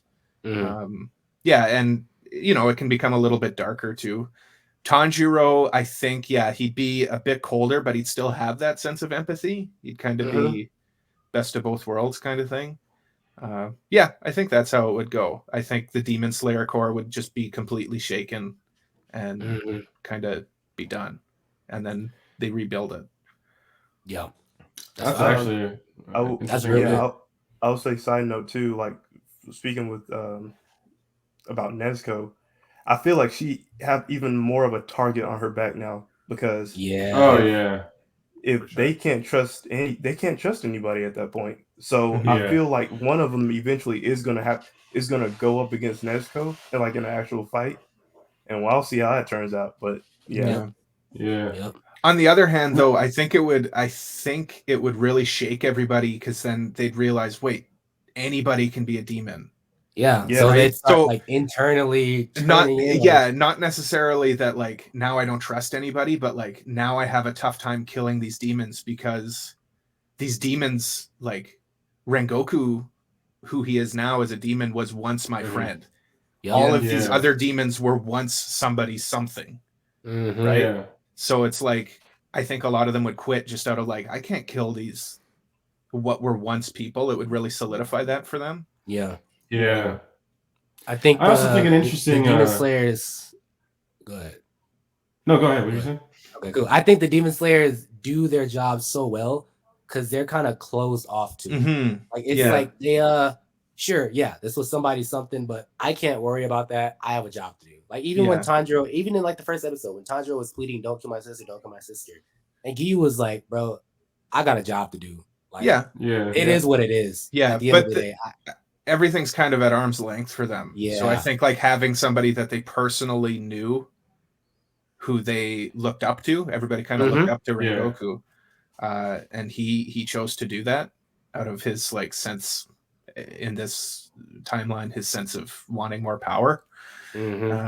Whereas Tanjiro knew that has had those sense of empathy with the demons because his sister became a demon, right? Yep. Right. Yeah. So it's like, I think the interesting thought process I would have is to kind of see, as much as I would love to see where Tanjiro would go in this what if, I think the more interesting one would be Inosuke and Zenitsu, and seeing, now they're basically going to have to follow everything that Tanjiro says to a T, and we're going to see like Zenitsu can't be a crybaby anymore. Yeah, like it's not. We can't do this anymore. Like, so I think, like you said, after the time skip, we're going to see like flashes back of a time skip of where like Tanjiro is basically berating Zenitsu to basically get his shit together. Yeah. And like Inosuke can't fuck around anymore. No more jokes. It's all dead. I think the whole show takes a serious turn. We're not getting any more of those laughing, goofy moments. We're getting a very serious, like the three of these guys are all we got. And they're all going to be like just bloodthirsty, all cold-blooded, like just. But then they have to balance, like, this could be a friend. This could have been whoever, you know? So I like that idea you have. I like that. Cool. The one last thing I'd want to add, too, is, like, you change the tide from having a -1 on one side to having a -1 on one side and a +1 on the other side, right? So that's huge. Yeah. Yep. You're effectively losing 2 there, right? Yeah. It really turns the tide. These what ifs are real interesting, man. Because it's so crazy how just one thing being different changed the entire story, mood, tone, characters, all that. Yeah. All right. So the next one I got, and we're an hour and 42 minutes. Damn. Cool. But yeah. So the next one I got is, what if Usopp never rejoined the crew in Water 7? Wild. Honestly, I didn't need to do any prep work for this one either, because I don't think they would have made it past Dressrosa. That's exactly what I was thinking. Yeah, I don't think they don't. Yeah, because think about it, dude. Like Usopp fighting Sugar and everything, bro. If Usopp wasn't there, like Nico Robin would have stayed a toy. Everybody would have been turned into a toy, and that's it. Straw Hats game over. Like that's at least what I think. I think Usopp played a very vital role in Dressrosa. Yeah, absolutely. Like God Usopp. Like what? What? Sniper gang.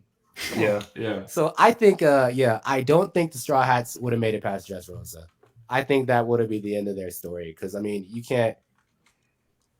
Usopp, he did what he had to do. He did what he had to do. Just like plain facts. Like if Usopp wasn't there, like Sugar would have turned everybody on that island into a toy.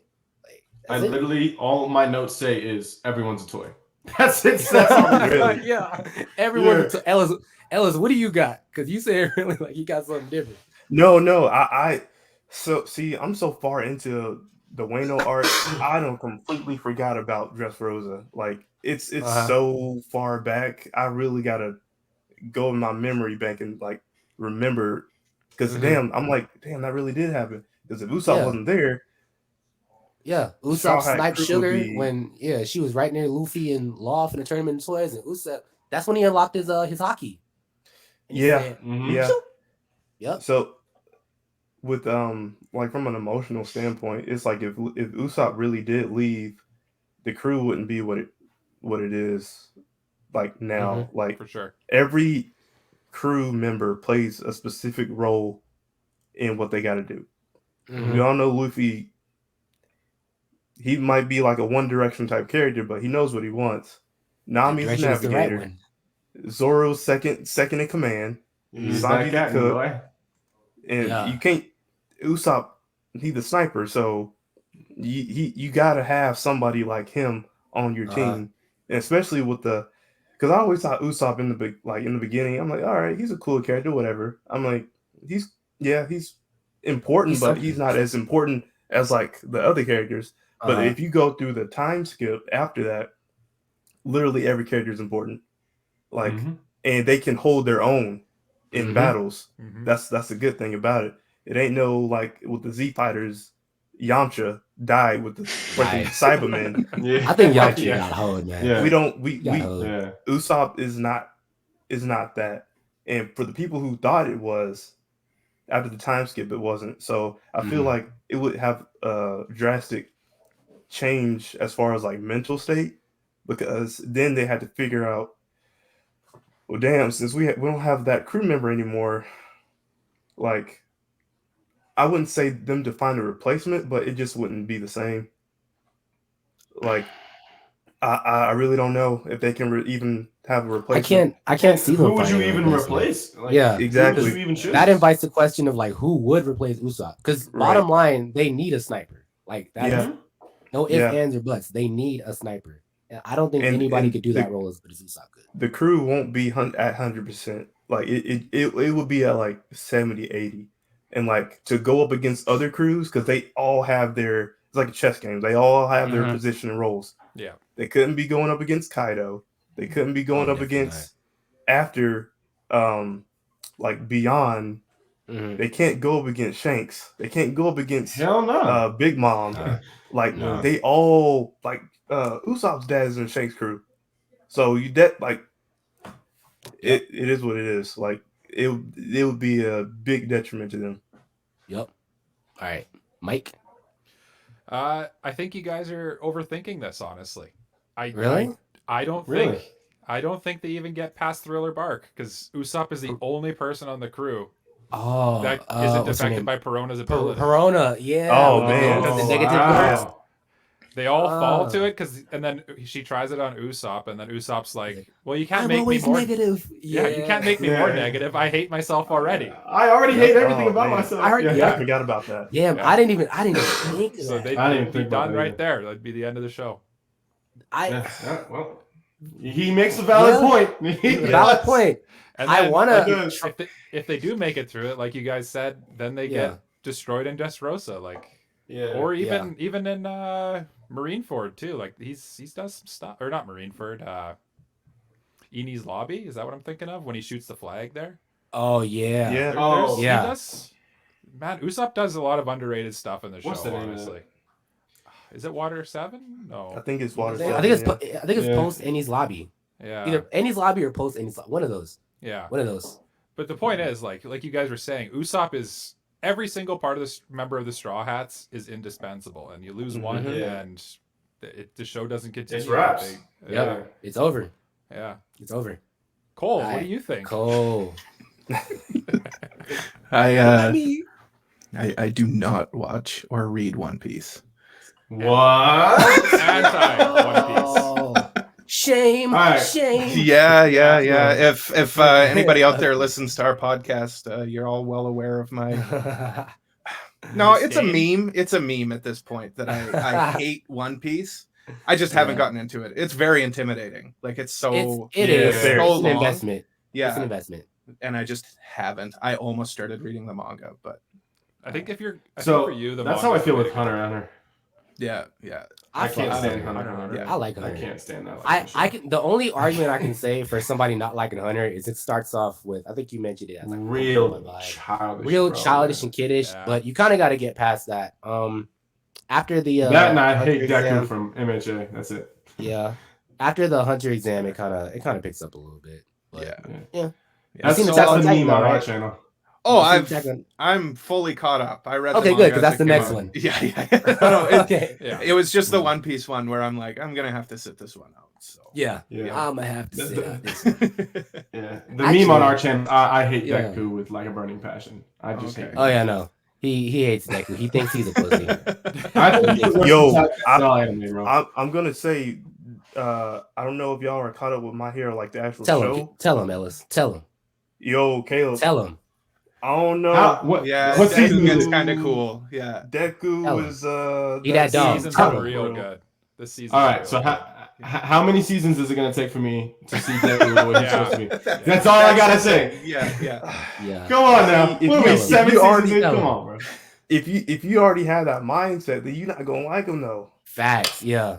I just think it's some people that honestly you're not gonna like. Yeah. I don't like. That is what it is. I'll watch it. That's fair. It's that's fair. your I opinion. got a lot of That's how you anime feel. characters I don't like, so like a lot. Yeah, true. Yeah. True. A lot. Yeah, I mean, it's not like I'm coming here saying I hate Zoro, so let's just pump the brakes here. You know what I'm saying? Like, there's honestly, there's a few takes where like I'm a pretty open person, but there's a few takes that I hear where I'm like, what? Yeah. What did you say? Like you can have an opinion. There's definitely a thing as a wrong opinion. Yeah. Oh yeah. I was actually watching me and B-More just went to the Level Up Expo down here, and someone was doing a down here in Vegas, and there was somebody doing an interview about like their least favorite anime characters, and somebody, as we were walking by, and you should have seen the look on B-More's face, bro. We were walking by an interview, and someone was like, "Yeah, my hot take is I think Vegeta's the worst character ever written." We were like, "Oh yeah." What the? No. I think Vegeta's definitely one of the greatest characters ever written, bro. You see, Vegeta's like definitely the best character written in, at least in Dragon Ball. At least in Dragon Ball. At least in Dragon Ball. For that archetype, that like kind of stereotypical like edgelord rival character, I think he's up there in the greats. He's got to be. Oh this yeah, man literally constantly progressed. He's like the perfect definition of like a rival who like also was the villain and had he had the most character development in the whole damn show too. So it's for sure. Yeah, for sure. Yeah. Vegeta's up there. All right, let's get this last one knocked out, and then we can. All right, so this one. What if Eren's plan in Marley failed? So we all know Eren wanted to do shit his own way. He went over there, pretended to be a Marley, and eye patch, little wooden cane, all that. Yeah. So in this situation, Eren turned into a Titan. Everything was the same. However, the Warhammer Titan said, "You're not gonna body me this time." Bopped his ass, knocked his ass out of his nape, and said, "Schmeck, schmeck, schmeck." Pulverize him. Eren's gone. Eren's literally like a puddle. So that's done. He's chilling on the ground, dead. Levi would probably take command and be like, "All right, well, our main offensive force just died, and the only thing we have, Titan-wise, is the Colossal Titan, which is Armin. And let's be real, Armin's smart, but when it comes to throwing hands, Armin's not the one you want on your team. Let's just put that out there. Bertolt has way more experience as the Colossal Titan. He doesn't have the experience needed. So he's kind of just more like a distraction defensive thing at best. So with Eren gone, there's obviously no founding Titan. Everyone knows if a Titan wielder fully dies, which I'm pretty sure Eren's fully dead if he's a puddle, it gets transferred to some other random newborn Eldian baby. So Paradise Island would definitely get raided by Marley, because you're not going to come into my set and expect to no. So as soon as y'all leave, we're preparing to go over there and body y'all. So just to lay it out there, be a full out war minus Eren.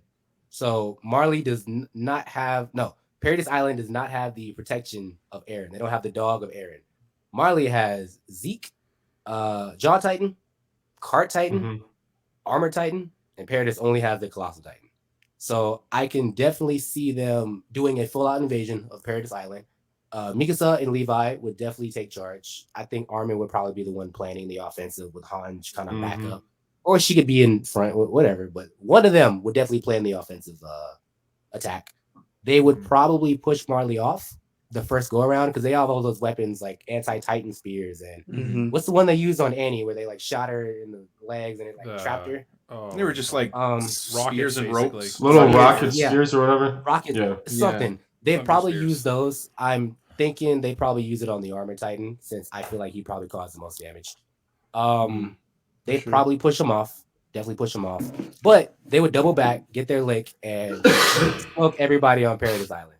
So Marley would definitely be a global superpower at that point. They would wipe out every single Eldian, because they know that once the Titan shifter dies, like it gets transferred to an Eldian. So why not just slaughter them? Like they don't have a weapon anymore. We can just kill them, and they would. It'd be genocide, and Marley would become the global superpower. So that's it. So just to be clear on one thing, because again, I'm not necessarily disagreeing with you, but wasn't Eren's whole goal of doing this in the first place to like make sure Paratus was like the globalization, like it was the superpower? Paratus wanted Eren wanted the Eldians to be free from all hate from Marley, hate from the entire world. So he wanted Eldians to be literally like, this is it. We can't we can't be persecuted if there's nobody to persecute us. If there's no one to persecute us, was basically Eren's mindset. Right. So and you're saying in his plan failed and he dies, right? That's like plan failed. He dies. There's no more Eren. I don't see how they survive. I just don't. Eren is the reason that they even stood a chance in the first place, right? So like, I just don't. How do you beat Marley at that point? Like, I just don't understand how you could do it. I mean, I'm sure they could write it a certain way, but I don't see an end game in where they end up coming out on top. I think Marley just ends up conquering everybody and just calls it a day. As sad as that is, like I just think we're going to see a lot of, like you said, it's going to be basically a genocide. But they could make the case that they could try to capture one of Marley's Titans. But unless it's written perfectly, I don't see that happening. It could be done. But it would take a lot of resources for it to be done. Let's say they do it, right? And let's say they end up making a stalemate. How long is that going to last? Until one of them just gives out. Right. And so like now you're still vulnerable though. You see what I'm saying? Like you're still you don't have something that you know for sure is going to fight for you on your end. So like it's just I don't see it. Even if they survive, they have to wait till the next one who was born was, like you'd have like at least 20 years at least to like get your shit together, and it just wouldn't last that long. I think they'd just solve facts. So I just don't see how it works. Ellis, what you think? No, it's a wrap. It's a wrap. It's a wrap. Like it's over. I'm trying to think of ways that they could possibly win, but I just don't see any because they got 80% of the Titans. Like they only have the giant Titan, and if Eren dies, I'm thinking if Eren dies, Levi could possibly become a Titan in his place. No, he can't. Ackerman can't become Titan. Yeah, that's right. Oh yeah. Got it. You're right. And they still have Annie. I want to say at this point they still have Annie as well, right? Paradise Island, but she's still engaged. Yeah. So, okay. Yeah, because she was stuck in that crystal until like Eren released them, right? Yeah. I think the Jaw Titan. He used the Jaw Titan to like crush. Yeah, if I'm remembering it right. Yeah, I don't see. Well, if that's the case, then I really don't see any way that they could possibly win. It's over. Yeah, it might be checkmate. Honestly, might be checkmate. Yeah. Mike, what do you think?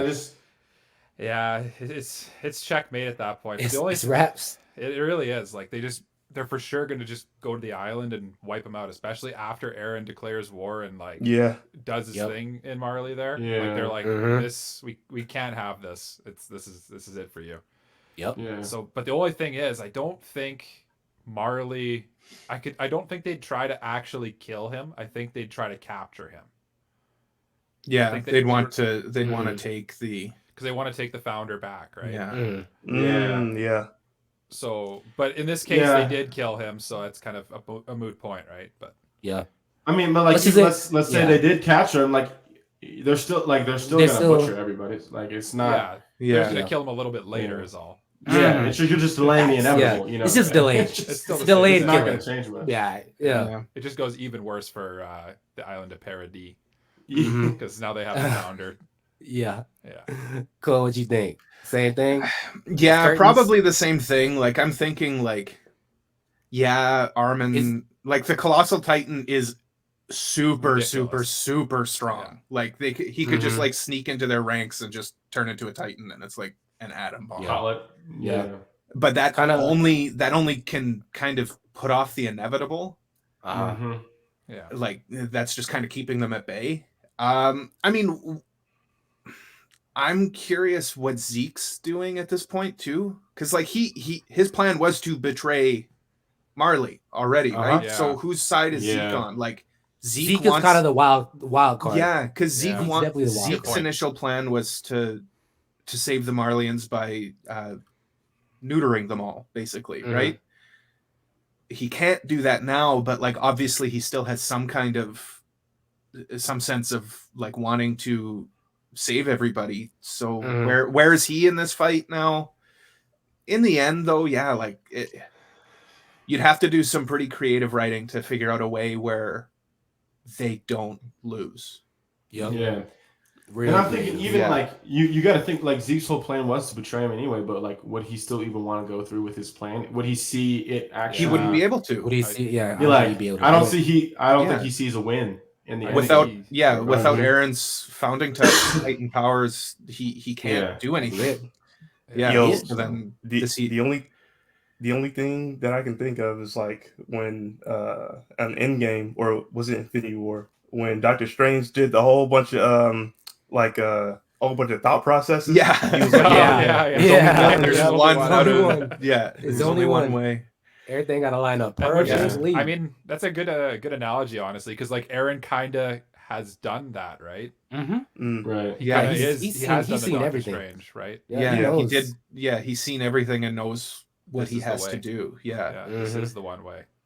So if he loses, then like I really don't see a way they can even if you were to stave it off in the first initial part, like they're gonna come for you eventually. So you're literally just delaying your destruction. Yeah. I think honestly they can take care of the Titans because that's all that the people on the island have done, right? Their military is all about taking care of Titans. So they would I don't think the Titans are really a major issue here. Like you've got two Ackermans, you still have Armin. Yeah. Where the problem comes in is everybody in Marley is far more technologically advanced. So even if all of the Titans were taken care of, then it's just pure warfare. You got all the tanks and everything to worry about. Yeah, you're basically fighting World War II technology versus like modern warfare. And then you'd also get the other countries also jumping in too, because they saw what happened to Marley, right? There's people, representatives from other countries there at the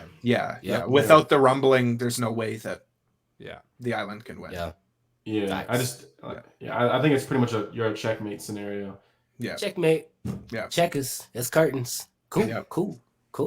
Well, does anybody have anything else before I close this out? Do y'all have any social, like Instagram or like YouTube? Yes. Plug it in the chat box if y'all can type it in there. Oh, okay. I can do that. A little chat box. Yep. We'll make sure to plug you guys. So we can follow y'all. Yeah. We're at AniProPod on pretty much everything. Yeah. Okay. Or you can just go to AniProPod.com and you got access to everything as well there. Cool. Sweet. Got you. Nice. Yeah, typically I'm the one running social media, so I'm like who you're talking to most of the time. I'll make sure I, throw some up on the story, plug y'all, make a post, all that good stuff. Sweet. Thank you. Appreciate man. Hey, well, we appreciate you guys coming on. Appreciate y'all being on, man. I've been wanting y'all to be on here for a minute.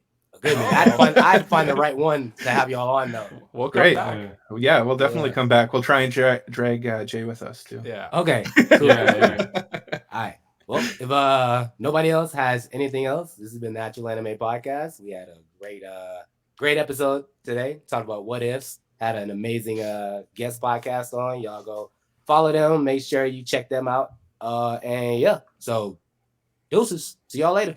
See ya. Bye.